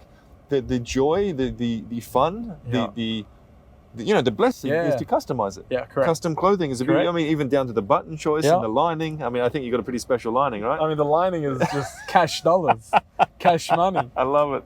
Embrace the cliche, brother. I love it. Can you make me a suit the same that Conor McGregor had, where it's got the lines, but the lines are really small, saying "fuck you"? Yeah, it's all doable, bro. I have my own partner factories for these things. Whatever you want. I want one of those. Okay. Do you want to say exactly that? Yeah, exactly that. Okay. All right. Let's talk about thickness of the lines. Let's talk about the colors of both the wording and the material itself. Sure. We'll do it all. Okay. Cool. I want one. You sure you don't want a shirt instead? Sure. That says "fuck you" on it. Yeah. I mean, sure. Let's do that. Because that's a good idea. To do printing on wool is a lot more of an exhaustive process than to print on cotton or silk. Okay. So it's easier to do shirts. Okay, well I've got a shirt on order already, so we'll add another one. Excellent. And we'll do that. In fact, any lines that you want, give me a list of them. I'll have them all run from my factory. Any word I want. Choose whatever you want. Yeah, whatever you want. They can do it. 100%. And I can see the size and everything. 100%. Because from far I want people to go, it's just lines, but then when they come close, it's what the fuck? Fantastic. We can do it horizontally, vertically, whatever you want. Yeah. Diagonal print, we do everything. Horizontal's good. Excellent. All right, you've just launched a new product line, bro. I think I have. Well, last time I was there, didn't you blame me for ordering like 5 stacks of cotton or something? Yeah, we went and got new colors because of your request. Because of me. They actually arrived today, bro. They arrived How today? about that as a coincidence? Yeah, they're sitting in there. I'll show you. Did they? Yep, a whole bunch of new. No, but how'd you make silks. these? New silks. Ah. We got pieces of it. Yeah. But then we ordered new ones in through my guys. Yeah. So it's. I remember. Yeah, I love this, and you just went off on a shopping spree and you ordered this and this. Yeah. So many. 100%. Yeah, they arrive different places, supply different things and takes different time. Sure. We had a whole bunch arrive today. Sure. Yeah, I love them. Honestly, I think I'm just gonna buy your, because it feels like I'm wearing nothing, to be honest with you. Very comfortable. We're an absolute science project on our fabrics, man. 12 different samples went into getting the exact type of material you're wearing right now. That's why I knew it's a passion project for you. It's not I'm having fun, bro. I'm geeking out about it. I know you are. And also, like, you look, this is a very soft material, right? Very. But you touch that collar, you could almost cut yourself. That collar is so sharp. Just here. Yeah, it's It's so sharp. That's the magic. I'm almost it's just here worried to the about- left, brother. Oh, over here to the left. Are we here? Yeah, it's just in there, carded. Before we go, I have a gift for you. Oh, bro, you're too generous. You're gonna love this gift. Okay. Because I love this gift. Okay. I want to keep it, but it's for you. That's a good sign. But I'm gonna come over and look at it. All okay. right. Amazing. I got your 1,500 BC, so it's 1,500 BC Egyptian scarab. It's basically. Oh, wow, I know exactly what that is. I'll read out it's one of the most popular symbols in ancient Egypt. Indeed. Because of because the insect represents the god Khipri. It's a sign of omen. It's a sign of good luck, right? And when I bought it, the man said you must buy it with this next to it because it came from the same household. Amazing. It's 1,500 BC, which how many years ago? 3,500 years ago now. Okay, amazing. Mohammed, could you please pass the gift at the front, please? Very old. Oh, wow, bro. Very old. Wow. Very old. This, by the way, this belongs in a museum. Bro, I'm going to say, we'll keep it secure. This belongs in a museum. So that's the scarab there, symbol of good luck. And the gentleman said you have to buy this with it because it came from the same household in the city called the city of Memphis in Egypt. Yep. This is the best piece they had. Bro, that's absolutely incredible. I greatly value a gift like that, and I greatly value the story behind it. So thank you so much, man. We'll display this in the store with great pride, brother. That's incredible. Can you imagine the amount of hands that's gone through it from 3,500 years ago? Absolutely stunning, bro. Do I need to insure it? Do I need to talk to an insurance guy? I'll take care of it, don't worry. That's incredible. Don't worry. Mate, thank you very much. I'm touched. I'm you. honoured. Thank you so much. Of course. Incredible. I appreciate Thank you coming on. You're going to have to accept some shirts now, brother. Of course, no. Well, you've just launched that Thank new you. product line. I know. You can be our Instagram model. I did too. Incredible, bro. Sorry Thank for you the so much. fingerprints on the box. Incredible. We've got to clean that. I really, really am grateful. Thank you so much, bro. Of course. You want to come see the car? Yeah, of course. Let's go see the car. I'll just show in case they want to show it on the podcast. Yeah, that's There we go. incredible. Just amazing, bro. Thank you. All right. Absolutely awesome. That's for you. خیلی ممنون دوستم. دستتون درد نکنه. خیلی خوشبختم. رفیقمی. Yeah, برادرمی. Merci. برادرم. Thank you, my brother. Appreciate Let me you. show you this car.